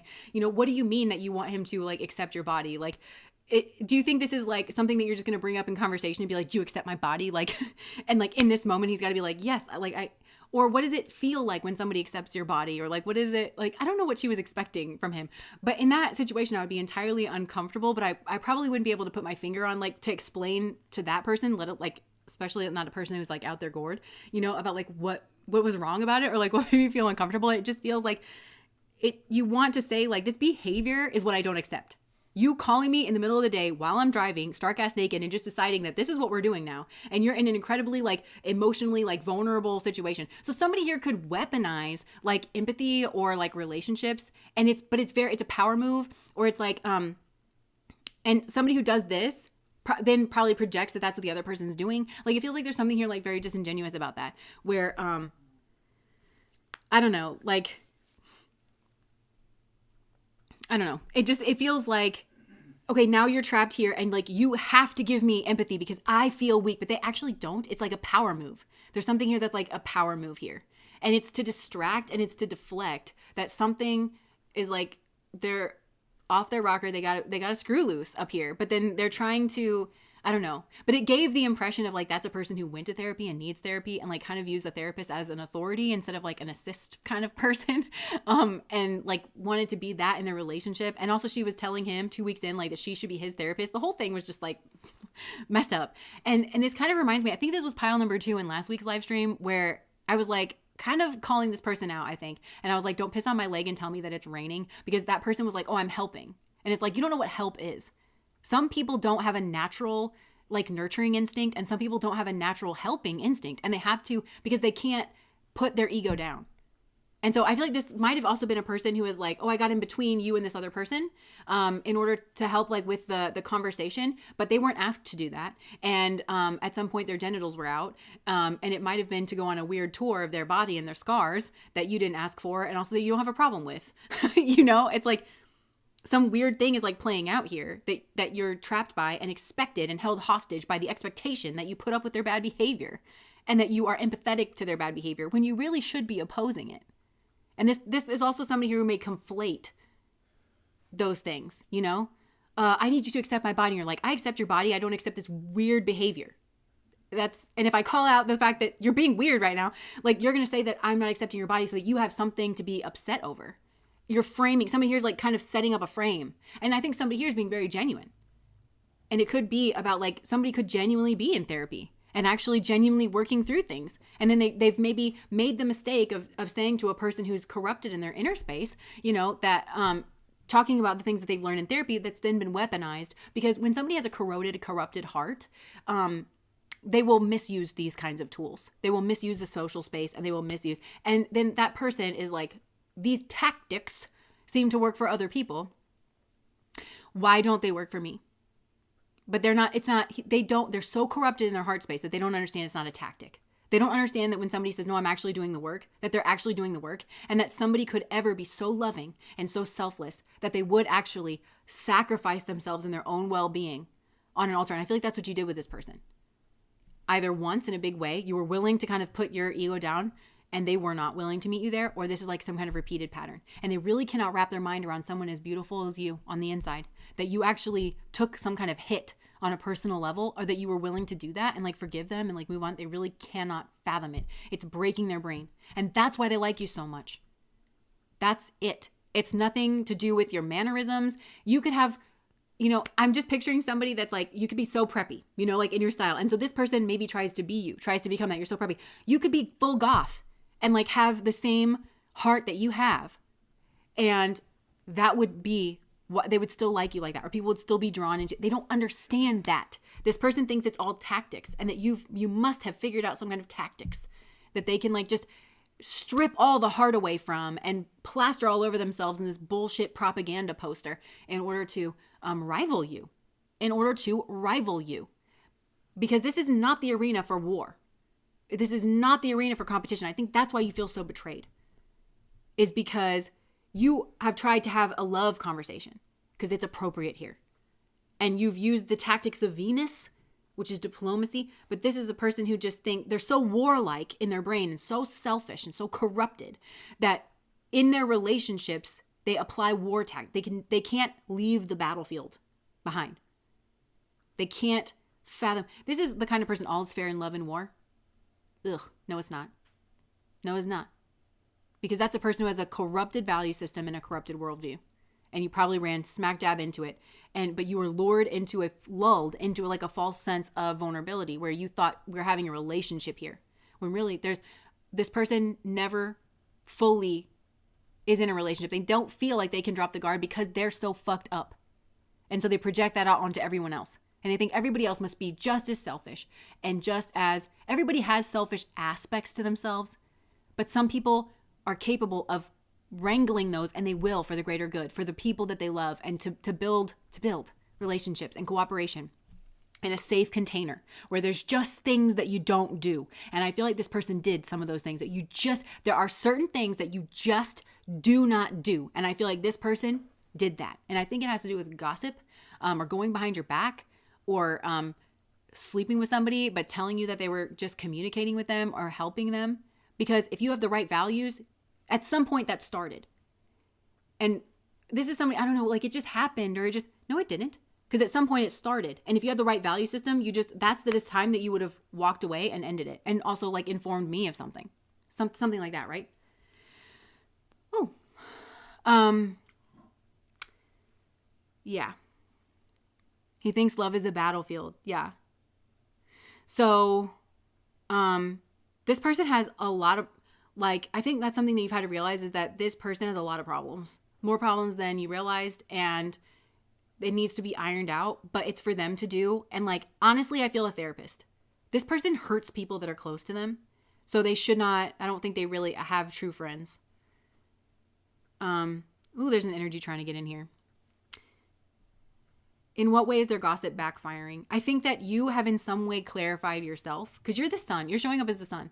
You have this like warm energy, and there's an integration in your energy where the ends and the means are one. Your value system and your decisions are in alignment. Your value system and your behaviors are in alignment. And I think that you've demonstrated this in a pattern over time to enough people, or there's something about you that's really standing strong, and you've clarified your soul, which is, I think, what you karmically needed to do. Because I think that you colluded with this energy because of your ideals, because you are a person that is navigated by your principles. And I think that there's something you had to pull apart here karmically of like, I shouldn't be friends with this person, because being friends with a person, like, this person has a reputation, okay? Because this person has fucked people over.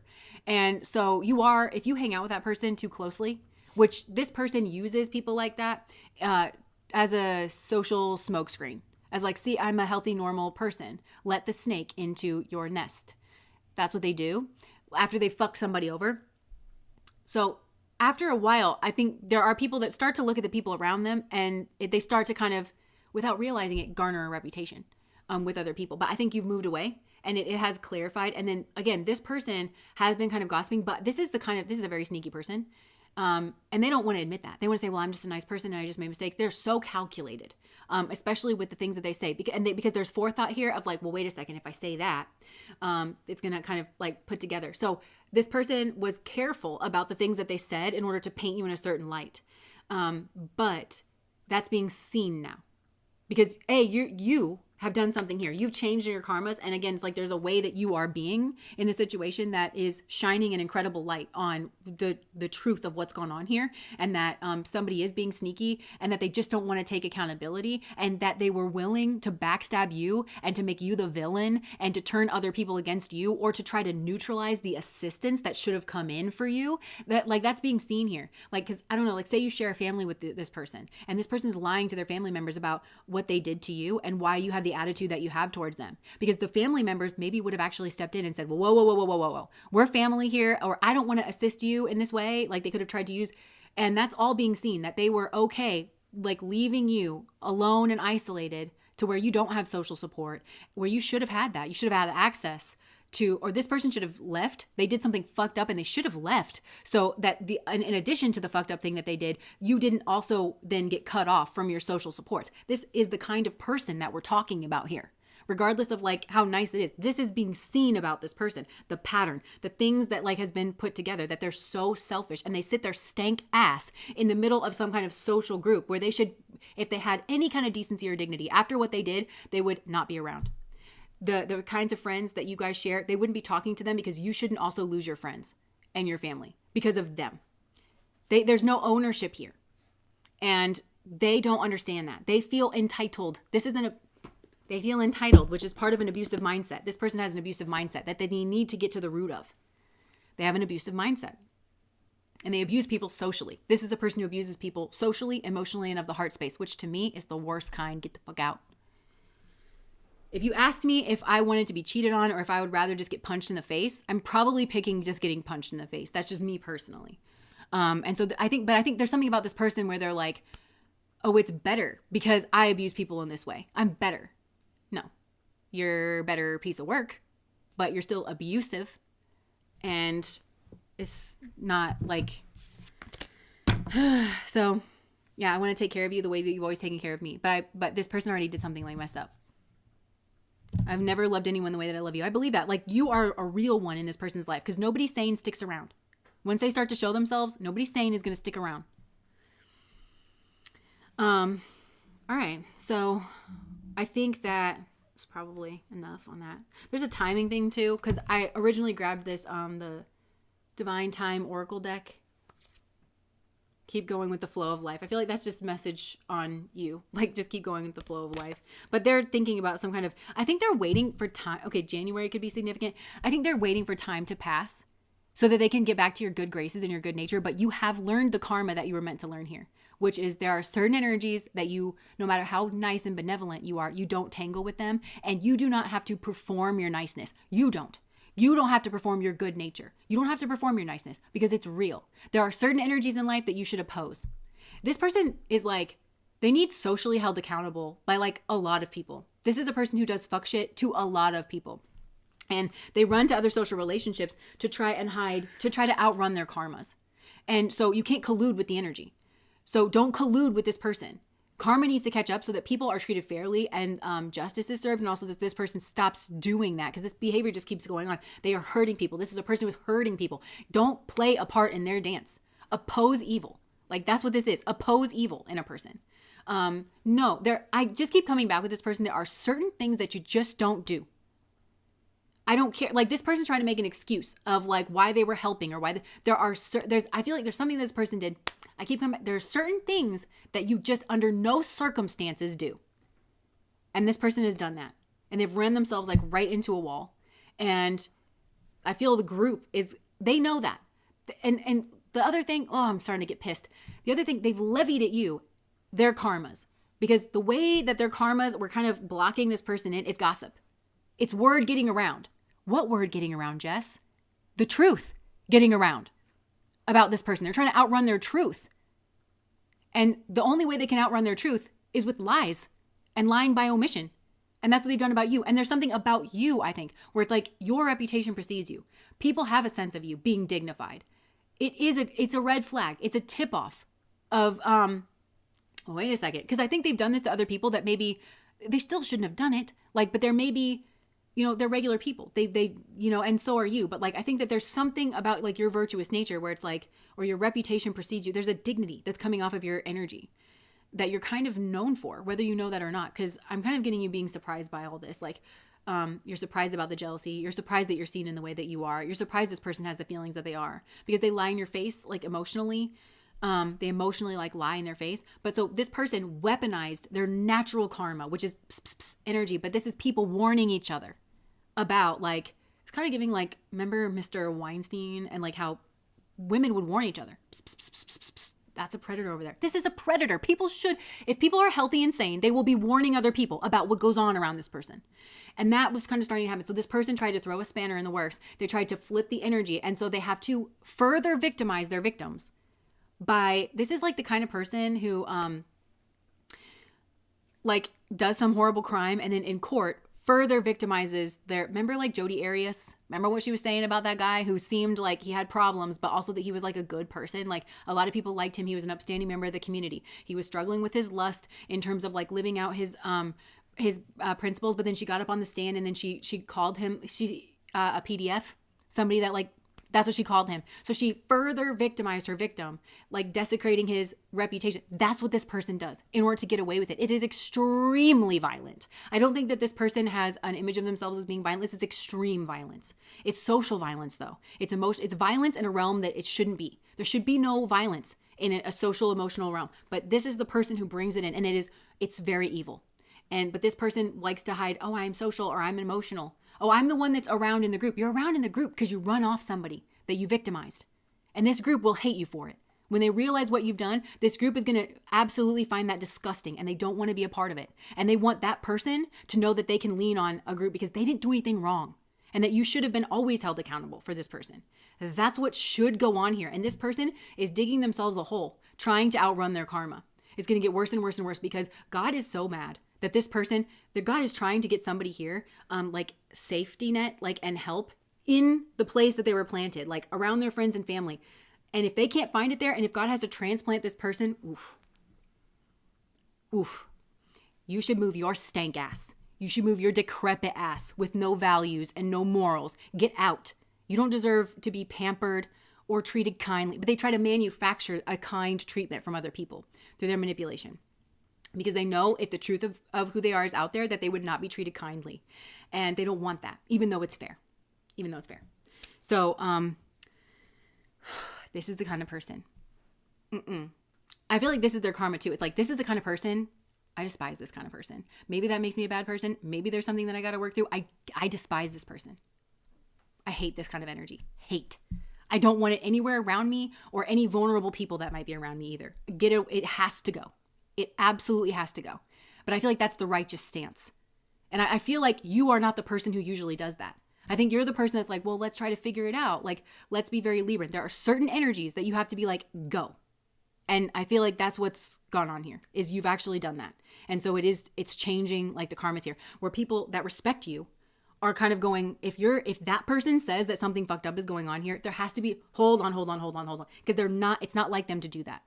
And they wouldn't just be doing that. There's something that you have that kind of vibe. That person would not just be doing that. No. And they know it. This person knows it. But it still doesn't make them stop hurting you. It doesn't make them stop lying. It doesn't make them take responsibility. And I feel like they're bargaining. Like, this is the stage of grief because they're trying to cling, but they're not in depression and acceptance yet. They're bargaining. They're trying to cling. Well, I'll take responsibility up to this far. Say it. I just heard say her name. Say what you did to her. That's what I'm just hearing. Say her name and say what you did to her. So this person also could not be saying your name directly, but they could just be like, my friend or my, whatever, my coworker, say her name and say what you did to her. This person won't go all the way with it because their image is shattered. Internally, where this person lies and tells themselves that what they did was acceptable or justified, that's part of an abusive mentality as well. Somebody who justifies instead of becoming self-aware, taking responsibility and knocking it off. This person wants to keep whatever fucked up thing that they did or like keep a group of people. No. This person has to let go of something. This was always messed up. The ends and the means are one, and they refuse to do that. But that's part of an abusive mentality, is entitlement. This is very much a person, the rules apply to other people, but they don't apply to me, or they don't apply in this situation when I want my lust or my craving was so strong. Because you don't need principles and values for when things are going good and going easy. It's when you want the Oreo that you have to apply the self-discipline. So do you really get to say that you have morals and values when you're not tempted to cross them? When you're just doing it when it's not a temptation? No, you say that you uphold morals and values when you resist a temptation for something higher. And this person doesn't do that, so they have terrible karma. Anyways, I'm leaving that alone. They have also like an abusive mindset. And this is also when you have to get fierce, because this is a person who just is relentless. Like, they will not concede an inch about like the actual truth. This is probably maddening to talk to this person. So if you have to be very blunt and very like concise, short with your words, no nonsense, is probably not like you. But if you get in that energy, this is a person who wants to flip that and be like, they're the one. Their anger we should condemn their anger. Anger is not the same thing as abuse. They have an abusive mentality. That's abuse. And your anger is the only thing talking sense. And the group would be angry too if the truth of this person, the whole truth, and nothing but the truth came out. So anyways, we're leaving that there because I really don't like this energy. I really don't like it. But this is how I feel like I'm working through my karmas, because when I dip into this energy and I have to be like confronted with this energy, I feel like I learn a lot from it. But I just like, this is the kind of person where it's like, I can't wait to get away from a person like this. I cannot wait. I can't get away fast enough. And I will be the person that's like, watch out over there. I have no problem. That's probably why I do this job. Like, watch out over there. Don't go over there.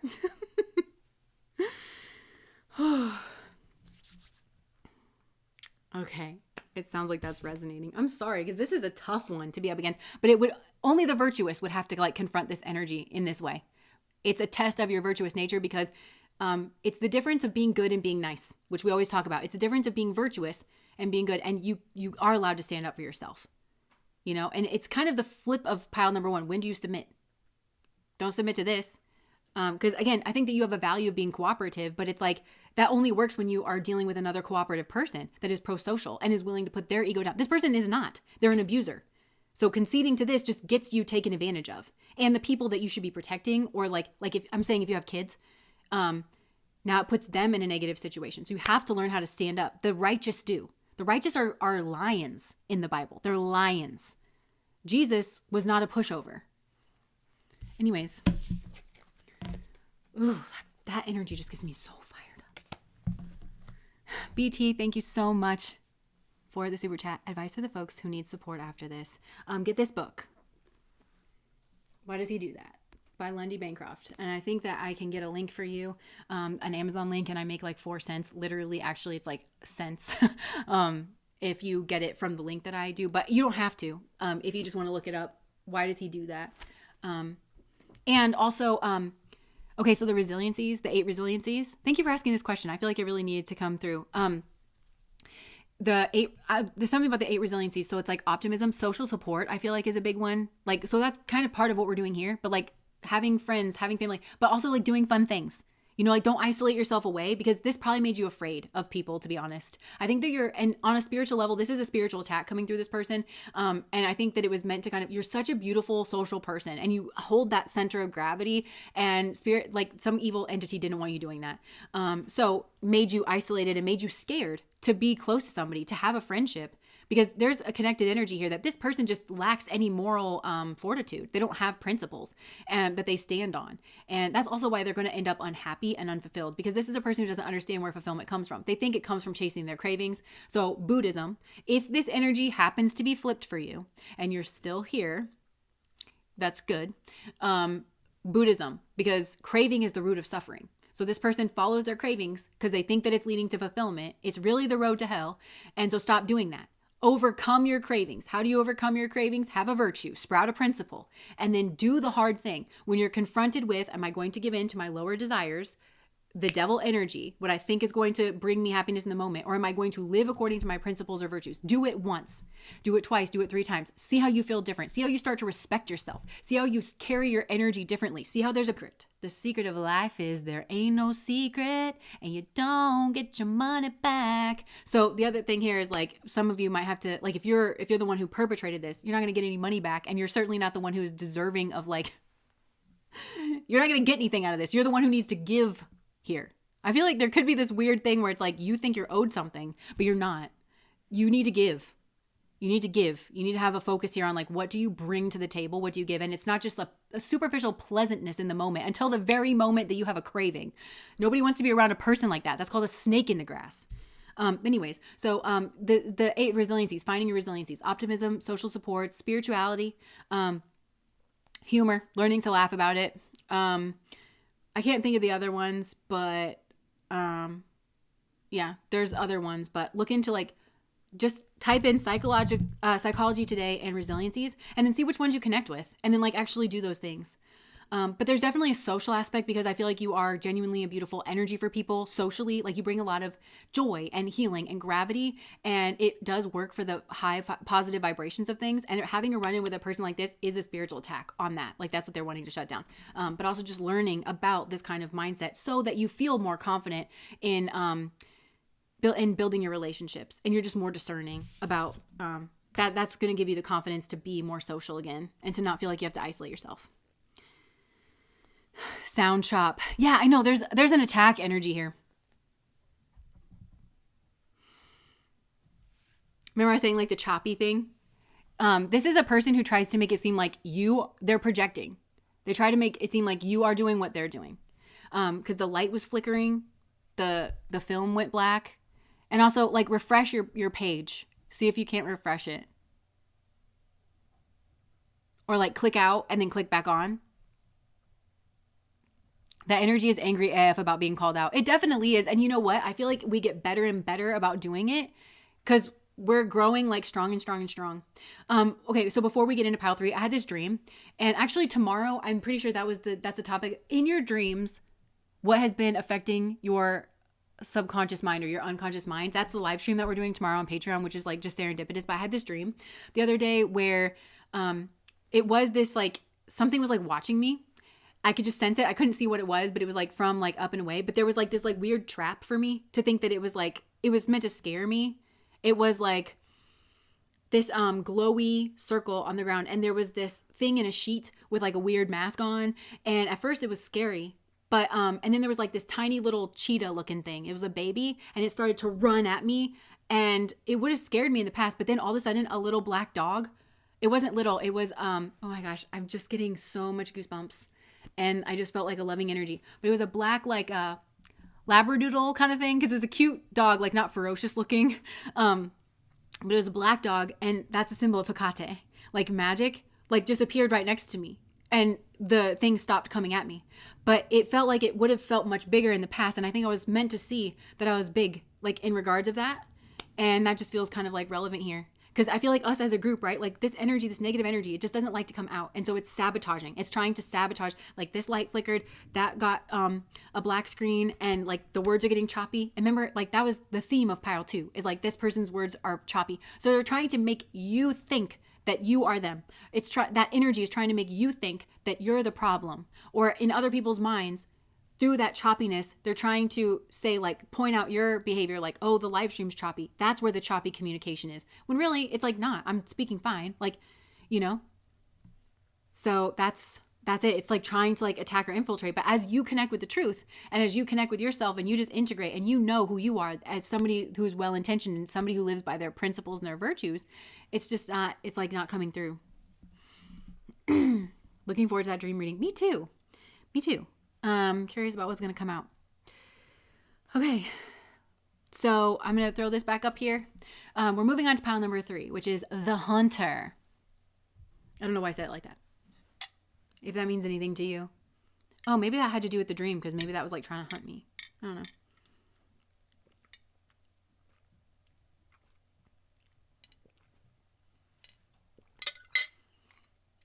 Oh my gosh. A just said, had a dream of this growling cat in the darkness. It felt like Sekhmet, and I was terrified until I suddenly started laughing, which is a resiliency. Humor is a resiliency. I work with Hecate. She's one that I have an altar to in my house. The boob. It is the boob card. If you're new here, the hunter card, we have lovingly termed the boob card because from the side it looks like a boob. It actually does. There's this person that lived up the street from me when I was a kid, and they had stained glass windows in this like kind of central space in their home, and it had boobs on it, but it looked like that, like really like pointy kind of boobs that were like different colors, like it was like red and green or something. But I remember when I was old enough to realize like that was a boob, and I was like, because we knew them from church and everything, and I was like, I don't think you're supposed to have that, but like it's art. I was just like, you try to figure things out as a kid, but anyway, yeah. I'm gonna put my lipstick on, and then we'll go do pile 3. I just want to chill with my plants. Yo, chill.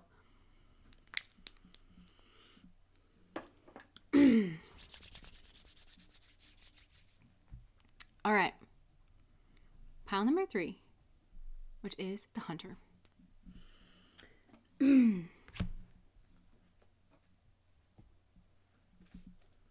Yo. We ain't friends anymore, you don't know me. Just came out.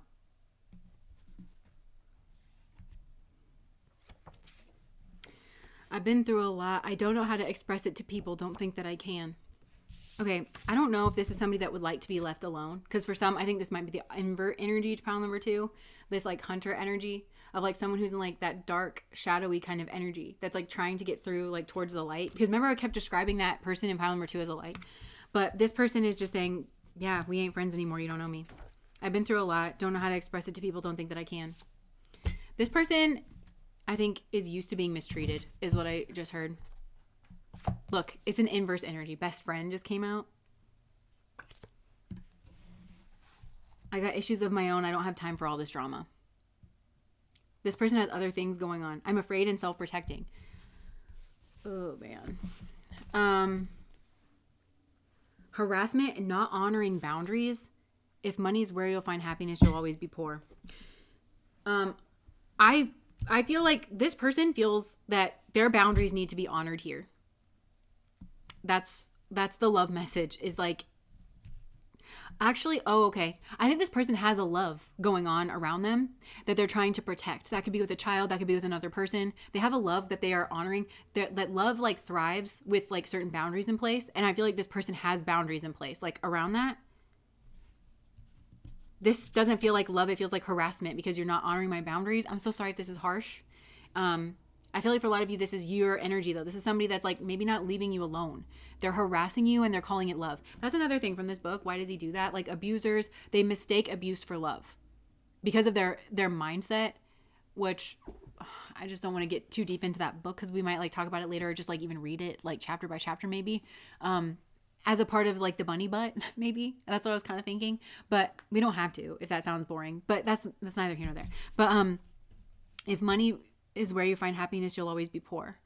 I think maybe this person feels like you want something from them, or that there's something superficial here of like chasing money or status or happiness. Yeah, I don't know. This person seems like they've been through a lot. And so boundaries are really important to them. And boundaries are really important to them. Let's just see. They don't really want to say much, this person. I feel like, why did you block me? But it's like on its head. So if you blocked this person, I think this person blocked you. But if you block this person, they don't know that you blocked them. But I feel like I think I don't know which way this goes. Invert the energies. But I think that somebody here is like, well, why did you block me? And they're in some like dark horse energy and they want answers, or they want through, and so they're pushy, and they are not honoring like somebody's boundaries here. They're not secure in themselves.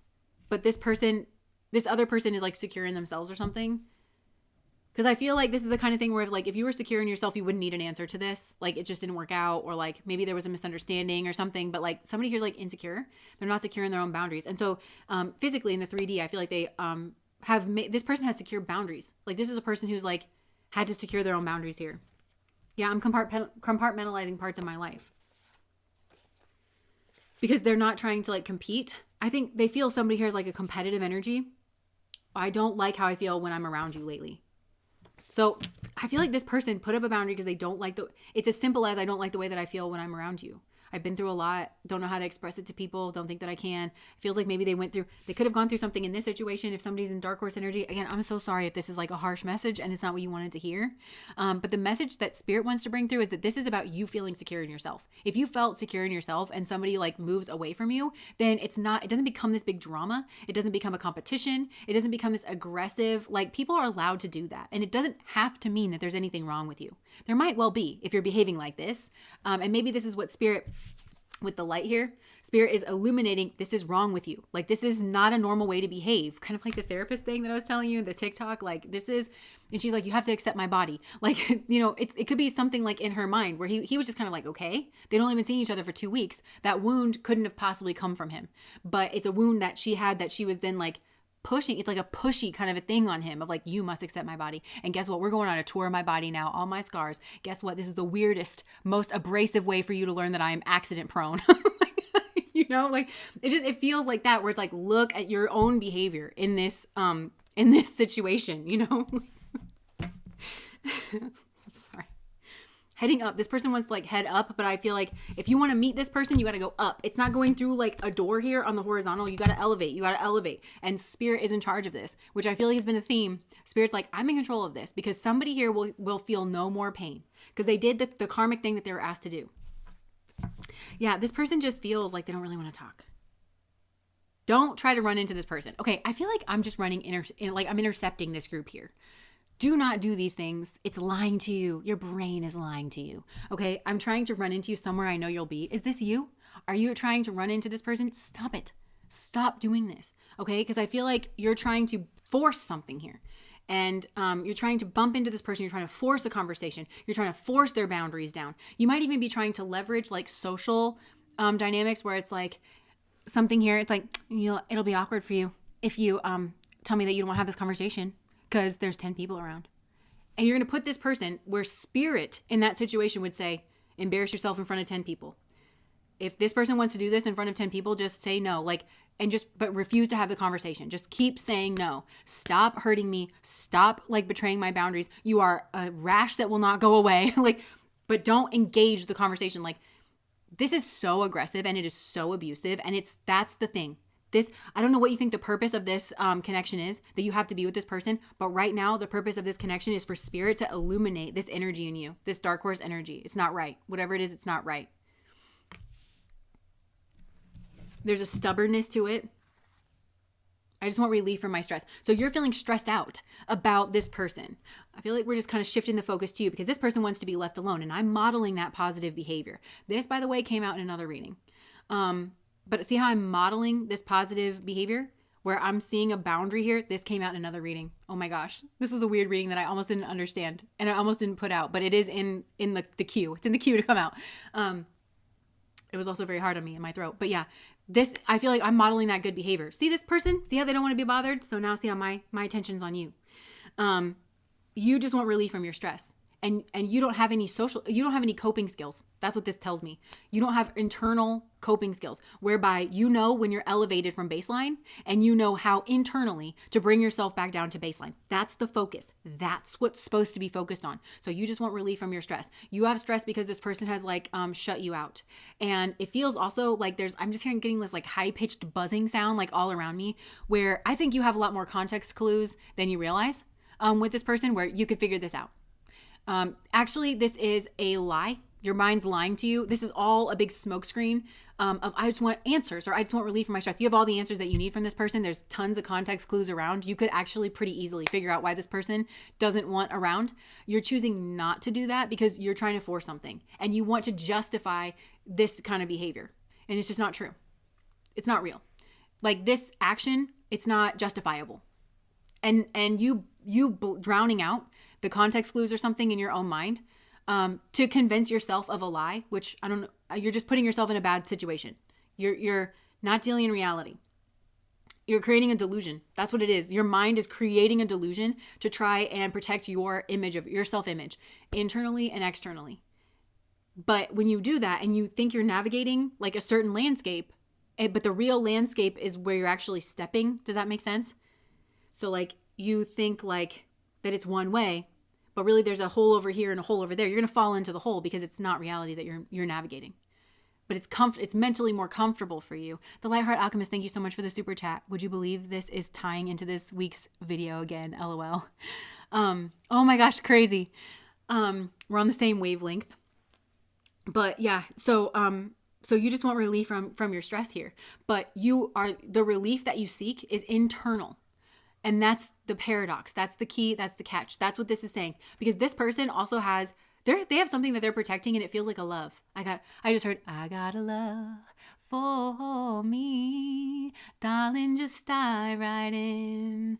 Follow my lead. I found a girl. Yeah. Follow my lead. That's reminding me of pile number 1.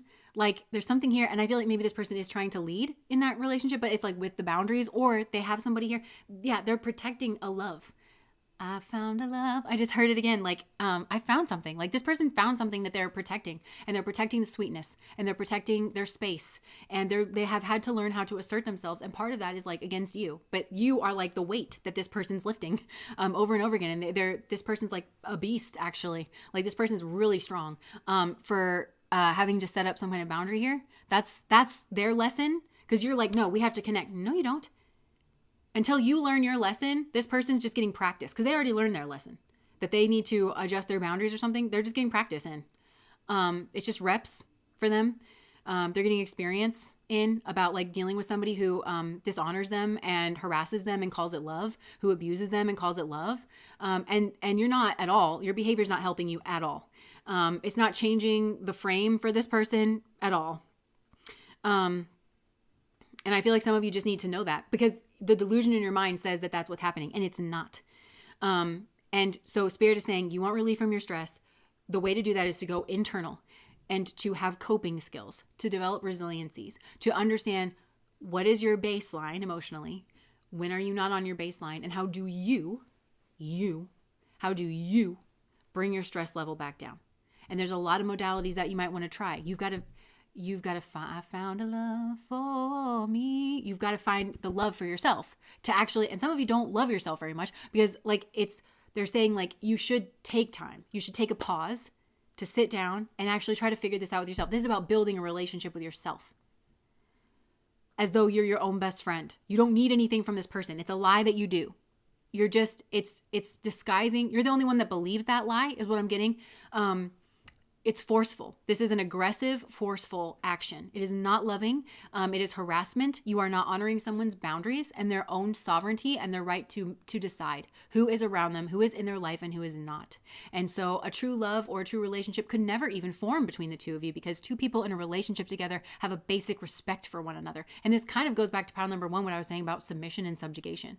You're just trying to bring this person under your subjugation. It's like you're trying to get them to accept your frame. You want to argue with them to accept your frame. And for you to argue with them, you have to understand their frame. And you're disingenuous. If you're saying you want to have a conversation with this person, and they already know this. On some level, they already know this. The energy's off. You want to have a conversation and you are fact-finding. You're trying to gather from this person. You're only interested in what their perspective is so that you can counter it, not so that you can understand. That's your jump point. This is entirely aggressive. It is entirely self-serving. And it's deeply evil because it uses the language of relationship and cooperation to be anti that. And that's something you've got to accept. You have to see yourself in that light, which will be uncomfortable. Catch yourself. I'm seeing like security motion cameras like outside of a house that like catches movement. It's like this person is the house. Do not be sneaking around in this person's bushes. I just want to say. But like this person's the house and they have like the light motion. It like caught a motion. So this person might well feel you around their like periphery or like feel your focus on them. Somebody just got a personal reading for me. You know who you are. This came out. I feel like, is this like you're detecting the motion of it? Like, but the light of it is on you. And I feel like you're just kind of like frozen here. Like, oh shit, I was caught. But catch that. No, see yourself in the light.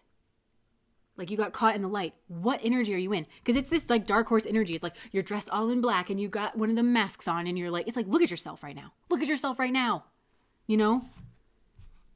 That's what spirit is trying. And this has to do with secure. Because I feel like this person needs to be able to make themselves secure. Be able to set and hold a boundary. And determine their boundaries that makes them feel secure. And again, behind the door, it's like, I found a love. That love makes this person feel secure. They're actually loved in that relationship where it is actual cooperation. And they need rehabilitation, possibly from dealing with you or like other people like that. This is a person who's very cooperative. And so when they're saying things like, I would like to know your perspective, that's what they mean. I would like to know your perspective. I didn't think of it that way before, but thank you there's genuine cooperation and this person needs a rehabilitation and there's like a security around the heart space. This person needs to know how to build and provide that for themselves, protecting themselves against this like pushy force. Whereas like you are insecure about yourself and about your position. This shouldn't bother you this much. Like this is a person who I think has accepted some kind of brutality between the two of you. This is them kind of moving on because they're secure inside themselves. They just have to learn how to secure their perimeter outside themselves. I feel like that's what they're learning. But with you, you're not secure inside of yourself. You're insecure. And so you think the answer, you need this person or you need something outside yourself. But your whole thing is like learning how to be secure inside yourself. And then you're going to realize that then everything in your mind is going to calm down. You're going to realize there's actually a lot of context clues. You can probably determine for yourself why this person closed down on you. And then that's going to give you a starting place, it's going to give you an answer. It's going to give you a curriculum for yourself. How everybody in the spiritual community, this would definitely be people new to spirituality. Even if you speak the lingo. In terms of actually putting it into practice, you've never done that before. You haven't done that yet. This is a novice energy in regards of that. And for some of you, I'm just gonna say this, if you're acting like you're a teacher in the spiritual community and you're receiving this message, stop. You're not a teacher. You need to learn how to be a student first. And you need to listen and like reflect and be internal, and you can't when you deal so much in the external world. Okay, so that's a heads up. And it's not even a warning or anything. It's just like, stop hurting other people. Stop misleading other people. Stop misleading yourself. Like, just stop. It's not helping. Like, you need to be silent. You need to be internal, like meditating now. I'm so sorry if this is like a difficult one, but I think for some of you, the message is like flipped here. So you're working on not being competitive. I feel like you want to compete. Maybe you want to compete with this love that they found. That love is genuine. And this is another like paradox thing. If you genuinely love this person, then you have to let them go. Let them have that love because it's real and it's there. You have a lot of learning to do. Even if you want to come in and love this person, you're not fit to yet. And you have to see, but admitting that and walking away, that requires self-awareness. These are your spiritual tests right now. You have to be self-aware enough to say, I'm not in that energy. I've got a long way to go. I would like to be the person who could give you this love. I am not, because I'm insecure in myself. And when I feel stressed, I take it out on the people closest to me. I don't have an internal mechanism by which, I'm off baseline and I can bring myself back down. And then I interact with the people that I love around me from that place. Nope. You cause a drama. and that makes you feel that that person's on your level. So then it takes the pressure off of your mind. It's functioning dysfunction, but it's like negative coping. It is some kind of coping, but it's like coping via drama, distraction. Because then you can point to this person, well, we both got in an argument. It's that kind of energy. This person doesn't want to argue with you. They don't want around you. You're harassing this person. And you're the kind of person that you would harass this person for 6 solid months until you have one interaction with them, whereby they have to be very strong with you. And then you're like, well, we got in an argument.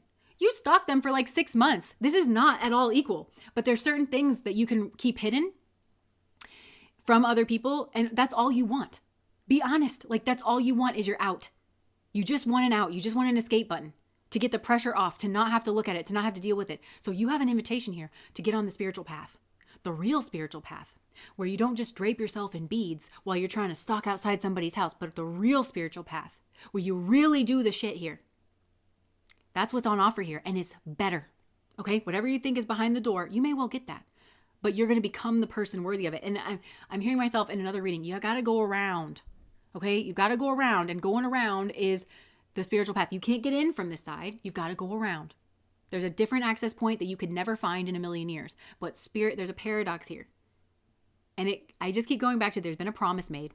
There's been a promise made to this person who has cooperated with some kind of divine process to assist you in seeing this aspect of yourself. I think they took a beating doing it. Emotionally, spiritually, whatever. That was their sacrifice. This person loves you. There's your confirmation right there. I think on a spiritual level, this was a deal that was struck. I don't know that you were a part of it, like on the other side. But between them and God, it was that person is in a bad way. And I know that you love them. I need you to take a beating, spiritually speaking. And I promise when you're done, that's what they need to see themselves. And I can, if you give me that, I can illuminate a lot for this person. And they can start on the spiritual journey. And then you guys can be reunited. Just allow that to be your comfort, okay? And this person was like, fuck. All right. But it's like, I will keep you safe. Spirit's saying, I will keep you safe. And that is a covenant. And that is a promise that will be kept. But you need to start getting on the same page. And if you can't get on that same page, the best you can do for this person is to walk away from them. That is love in this situation. That's a spiritual test. But to do that, self-awareness. You got to see yourself, man or woman. You got to see yourself here. And then the true test is, if I love you, I have to let you go. If it's really for me, it'll come back around. But you're being loved, and you're being loved well. And I wouldn't interrupt it for the world to bring my bullshit in. That's the energy of love. It's not possessive. It is not selfish. It's that Corinthians quote, like that's always said at the weddings, you know, love is patient, love is kind. Don't just let that roll off your back like water off of a duck's back. I think maybe work with that quote. Like philosophically, I'm not saying just gobble it all up without a filter. You should have a filter with every single thing. You know, somebody said to me, okay, this is important because you're starting on the spiritual path. Learn from a lot of people. Learn from a lot of gurus so that you don't, so that you're not susceptible to brainwashing. Learn from a lot of different gurus and a lot of different paths. And then, and have your own filter of like, well, let me think about this like philosophically. Emily, thank you so much for the super chat. This is my sister. I hold so much grief and strength. Yes. But that is, it seems it's a paradox, but God is paradox to me. Like a lot of times that's the energy that only God can strike, where it's like that, like kind of paradox energy. You loving this, because I feel like you're harming them. You're forcing yourself upon them in the name of love. And Spirit's saying, abuse is not love. Harassment is not love. Like, stop it. And if you actually love this person, honor them, honor their boundaries, and walk away. And this is like starting you on a genuine spiritual path where you have to learn, when are you above baseline? How can you bring yourself back down? And practice that for the rest of your life. Just the same way this person's practicing their strength. It's like, and 1, and 2. For some of you, you may have been this person's strength actually, because you got a little bit of ruthless in you, don't you? You got a little bit of fucked up in you where it's like, well, we don't mess with that person. And I think, were you this person's protector and you still kind of feel that way where you're, and you're like, yeah, I messed up, but I messed up for the both of us. Don't come over here. Well, this person, this was a functioning dysfunction between you. So y'all had to be separated. And this person had to realize, you know, I'm not really a sweet, nice thing if I sick this person on whoever, like, and maybe you've done things to people where it was like dishonorable. This person was like, I wouldn't have handled it that way. So they have to start taking responsibility for that part of themselves. They've got to learn how to defend themselves. And I think it's the same energy that maybe they sicked on other people. They have to like, that's for some. Where they were like, if they needed protection, you would like kind of guard dog at them. at whoever else. And this person was comfortable because they're like, thank God, I didn't know how to do that, you know? But this person's learning how to do that in their way, in their honorable kind of way. And then that's distancing them. I think they had to kind of fight against you in a weird karmic way, because that's what they kind of unleashed or sat by while it was unleashed on other people, kind of a thing. But for you, it's like learning how to be calm, learning how to be, it's hermit mode. And I just want relief from my stress. How do you get relief from your stress? How do you feel secure in yourself? How do you not lead from a competitive place? I feel like maybe your competition is like that you compartmentalize certain parts of your life. And that's what I'm saying. Like, there's context clues here, but I feel like you're separating yourself out from those context clues because you compartmentalize different things, you know? And you're like, oh my gosh, in this book, I was like, where did I read this? In this book, there was this example that he gave, because Lundy Bancroft, the author of this, was an abuse counselor for like a long period of time, like ran these abusive groups. And there was this one guy that he was like, so why are you in here? Because they all like attacked people in their life, you know? And he's like, well, I'm in here because my girlfriend said that I was like cheating on her. And he was like, and were you cheating on her? And he's like, yeah, but she didn't have any proof. And so she shouldn't be accusing people when she doesn't have any proof. It's like, what goes on in your mind? Like, yeah, you were cheating and you're just mad that she didn't have proof that you're cheating. But it sounds like they didn't even have a conversation. He just, when she accused him of cheating, you know, it was like this weird, like, so it's about, like, but he was compartmentalizing, you see, his like behavior from, in order to not put the full picture together, in order to intentionally remain stupid. And this is, you ever heard somebody describe the difference between ignorance and stupidity? Ignorance is like when you legit don't know something. You legit don't know. So the cure for ignorance is for somebody to teach you something new. But stupidity is something different, because you know better, but you refuse, like, and you can see that something is the truth, but you refuse to integrate it. So you're like, yeah, but then like you still double down. Like, that's like a truly stupid mindset. And I feel like somebody here has a truly stupid mindset in that sense, where you know that that's the truth, but you refuse to like accept it and you refuse to integrate it. And so it's like this bullheadedness, and it needs to be addressed. This person's not safe around you. And so if you want to protect this person, and can you protect them from you? Can you protect this person from you? There's a compartmentalizing thing. I want to keep this person safe. Okay. It seems like you're the thing that they're most afraid of. In some capacity, they might have like a viewpoint like me, where I just said, like, if it's a matter of like being betrayed by somebody that like loves me and like, or being cheated on, or if you were like, okay, Jess, are you going to have that ambush, or do you just want to get punched in the face real hard once? It's like, I would have to think about it, but I'm probably going with option number 2. So it's like, I don't know. It feels like there's a certain thing where you're like, well, I don't do this or that, you know, and I'm a protector for this person, but you do this other thing and they don't like it. Fake friend. Either this is you, this person kind of says like, you know, this isn't real friendship because you can't control yourself, or you can't, bring yourself back down to baseline when you're around me. And it's scary, you know, or you have a fake friend around too. Avoid it. There's something here that you're like avoiding. Sabotage. It feels like sabotage is leveraged here, to be honest. And then I think you say that you self-sabotage, but I think that there's a consciousness to this. It has to do with control. I guess that your definition and mine is something that we look at differently. Show me. And it's on its head. Because I feel like this person was like, show me. If you're my friend and you're my protector, show me. And then you did. And this person ended up getting hurt in the carnage of it. And then the show me got turned on its head, where they were like, don't show me. I've seen enough. You know? And they were like, I guess that your definition of friendship and mine, your definition of protector and mine, it's something that we look at differently. Got it. I love to remember the good times, but it was like on its head. This person, I think there was some memories here that seemed really nice, and then something clicked in for this person, and now they don't like to think about this.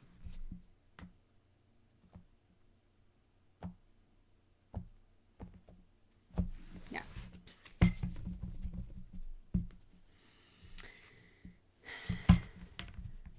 Oh no. Jess said, you're reading me to feel. So if you are this way, okay, this is what it is like to have an ego. This is what it's like to have an ego. And this is the spiritual path. This is why the spiritual path is so hard. And when people who are genuinely on the spiritual path, this is why they say that it's hard.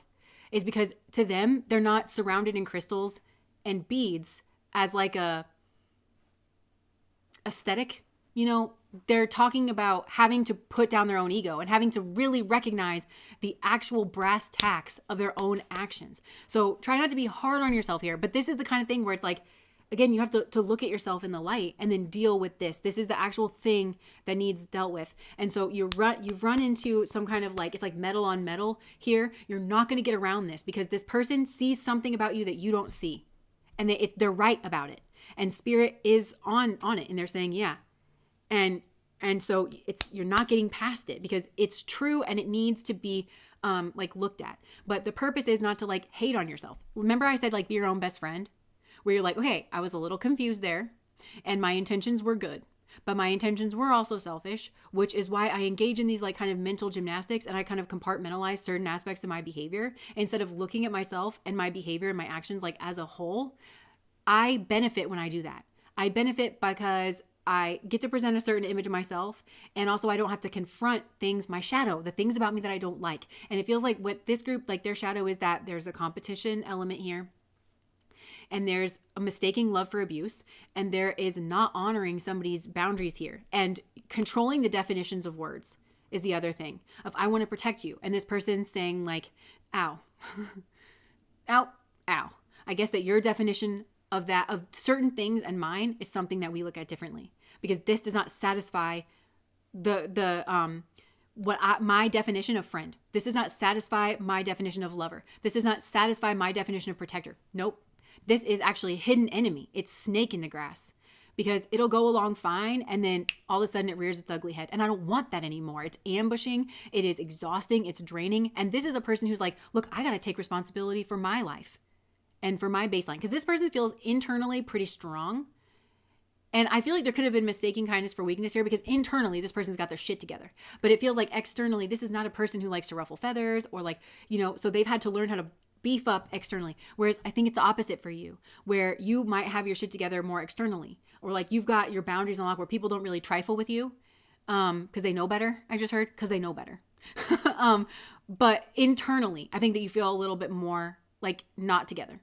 And so you both over rely on your strengths. This person over relies on their internal strength and their cooperation. So they apply it. When you over rely on something, you apply it in situations where it does not apply. Instead of being a novice, starting something different, doing something that makes you feel awkward, which for this person is setting and holding a boundary. And for you, it is going inside and saying like, maybe I fucked something up here. Or maybe I'm insecure about something. Or maybe I need relief from my stress. And I can't push people into giving me what I want to relieve my stress. I have to figure out a different way to do it. That's just hermit. That's just me. How can I give myself what I need? And I think you're going to have a different perspective of this person. But that's you going around. And then I think this will be reunited and brought together because there is real love here. And Spirit knows that. And I think Spirit asked this person to be the bait. I think they knew. I think they knew going in that they were going to get toe up from the flow up in this situation. I think they knew. It's giving bait dog energy. It's giving that. Where Spirit was like, I'm going to cover you in chum. And I'm going to throw you to the fishes. Okay? And I swear I'm going to pull you out. But they going to take a bite of you. And this person was like, okay. And we can't come up with any other plan. And they were like, no. And they were like, oh my God. Get it over with. Let's get it over with. Like, yeah. So that's what I have. I think I'm going to leave that there. This person doesn't have a lot to say. They want to honor the boundaries. And I think they need you to understand that if you loved them, you would want them to have firm boundaries. I think you kind of need to see that they're right to hold boundaries here. That's love. And I think they kind of need that from you. Okay. I'm sorry if that was hard. I'm sorry if that was harsh. But you can do it. You're ready for the spiritual path. Sorry, welcome. Sorry and welcome. It sucks, but you're ready. This is a group that you can do it. I feel like you're kind of going back in your shell a little bit. You're teetering, but there is a doorway here, I should say. There's an invitation. You could walk through it. And once you walk through, it feels like there's a big jump to walk through it. Like the threshold thing is like weird. But I feel your energy wanting to turn and walk back into the darkness, actually. It's up to you. Okay, so that's pile number 3. I was the chum covered bait. I needed this message. Yo. Okay. Yeah, my ear's been ringing too in this message. Okay. That was pile 3, and now we're going to move into the bunny butt. Bunny butt.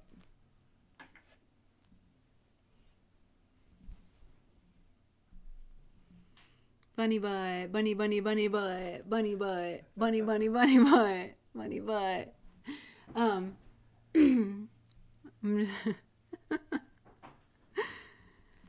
Oh, you're welcome.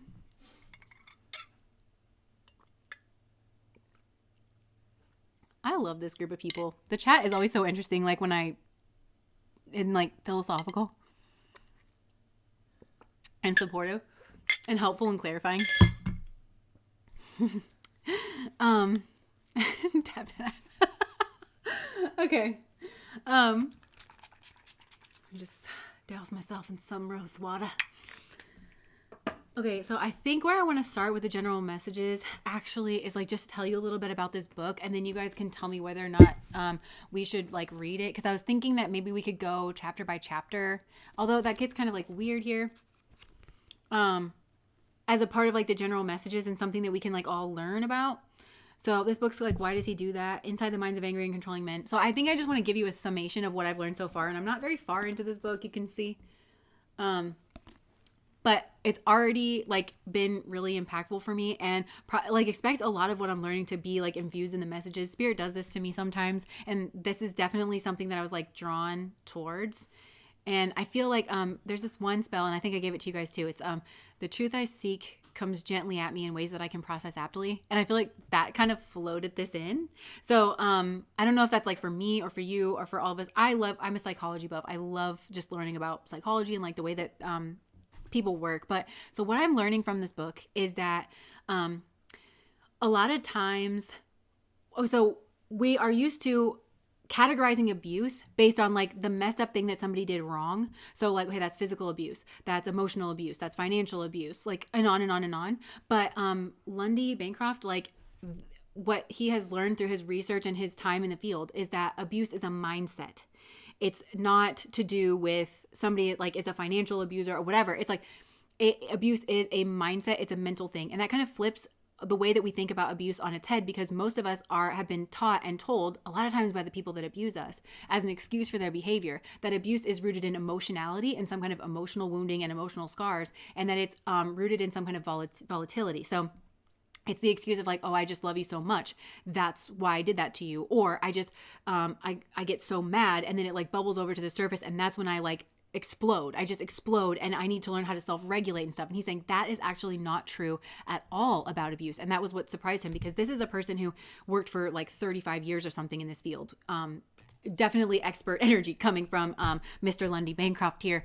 But really learned that abuse is a mindset. It's swords energy. It's a mentality, and that it's about control, and that actually people who abuse are actually very, very self-controlled. They're very able to control. So like what he says in the book is that this mindset is anchored by different things. It's a mindset that is based in jealousy and possessiveness, which in order to be like possessive over somebody, you have to objectify them. You have to objectify human beings, which comes out in the messages all the time, that this is a person who, you're a person with like preferences and weaknesses and insecurities and goals, and they take all of that and they reduce it down to like, you are an object. So you're like a pawn in their game that they need to maneuver around in order for them to be seen in a certain light, or for them to win, or for them to maybe you are a trophy to that person, but they have to objectify you. So that's the first cornerstone of that mentality. The next is entitlement. So this is a person who feels like they are special, and that the rules don't apply to them. The rules apply to everybody else. So this is the kind of person that can throw a fit, and they can get used to, like in arguments, they may throw like morality around in your face.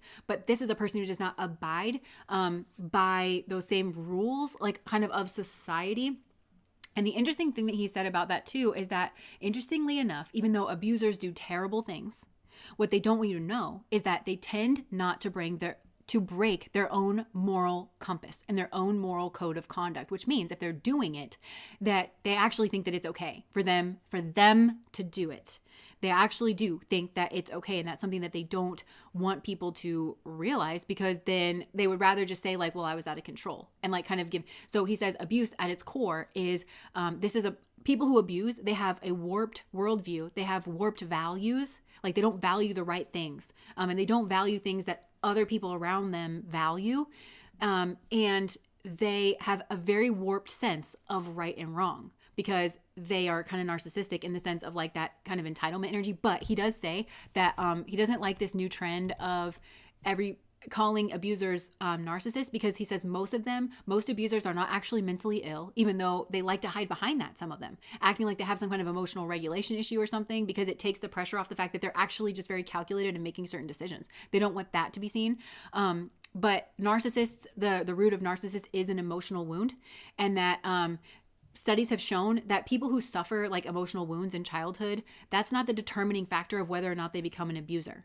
The determining factor is this mindset thing. And so people can go through really, really difficult things and still not become an abuser themselves. Although studies have shown that people who have that kind of wounding in their childhood become what they call severe abusers. So they do extra fucked up shit.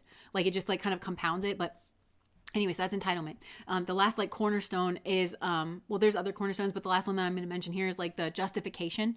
They have a pattern of justifying things in their mind. So instead of becoming self-aware and really going internal and like looking at their behavior and like whether or not it's right, and then holding themselves accountable and making changes like behind the scenes within themselves because they take accountability for their own behavior, instead they just justify it. And a lot of times they justify it through entitlement and through this like objectification of like, well, that person's mine, and so I get to do whatever I want with them. They're not like a free human being that belongs to God and themselves. No, they're mine. So that is like the mindset of abuse. And that's why and abuse can come out in different ways, but there's a lot of actual he really highlights for people the forethought in it. There is actually a lot of control. They don't actually just like pop off. It seems like it. And if you talk about it, it's like, well, I just love you so much, I don't know why I just can't control myself. But no, they say that the studies show that abusers are actually very controlled people, because they are constantly thinking about things like, okay, am I going to get caught? You know, or like when the police show up, all of a sudden, like they're calm and they present as very like stable. And that's like a part of the gaslighting. And that's like come through of like, I wasn't doing anything. I'm not the one that's out of control. But meanwhile, they've got you all riled up because of whatever they just did to you. And you're the one that's like in this emotional state, and you're like beside yourself that this person is like presenting this like and that's a choice. Understand that that's a choice. And so they are choosing to harm you in privacy. They're very selective about when they pop off. And he gives examples here about, there was one guy that him and his girlfriend had like another roommate. He would get angry and he would break all of her stuff. And Lundy, talking to this woman that had been abused, he said, so did he ever break anybody else's things, like his own or his roommates? And she goes, oh my God, no. He somehow like only breaks my stuff. That's a choice. Oh, he's so out of control, but somehow he never manages to break anybody else's things, just your things and your most expensive things and your most precious things. This is a mentality. This is control. They know what they're doing. And so he often, like in his work with the patients, he's like, did you really pop off, or was there a moment you decided? There was a moment you decided to be a terror, that you were just going to let it out, to teach them a lesson. Why to teach them a lesson? Because you don't think that they're as good as you. You feel entitled to teach them a lesson because you feel jealous and possessive. You've objectified them. You don't look at them as a full human being, and you think you've got a right to. That's what he's pointing out. That's where abuse comes from. It's somebody with a mindset like that. And so it's not exactly right to say that it's narcissism, though. This is where like I get confused in the readings, and I am hearing myself say that in readings where I'm like, I guess this is kind of like a narcissism. And because to me, it's like that self-indulgent worldview, and there's a lot of similar tactics, because those are abuse tactics, like the gaslighting and the toxic relationship cycle. All of it's to keep you under control. But this is a person who's much more controlled with it. And the issue isn't actually teaching them how to control their behavior. They control their behavior just fine.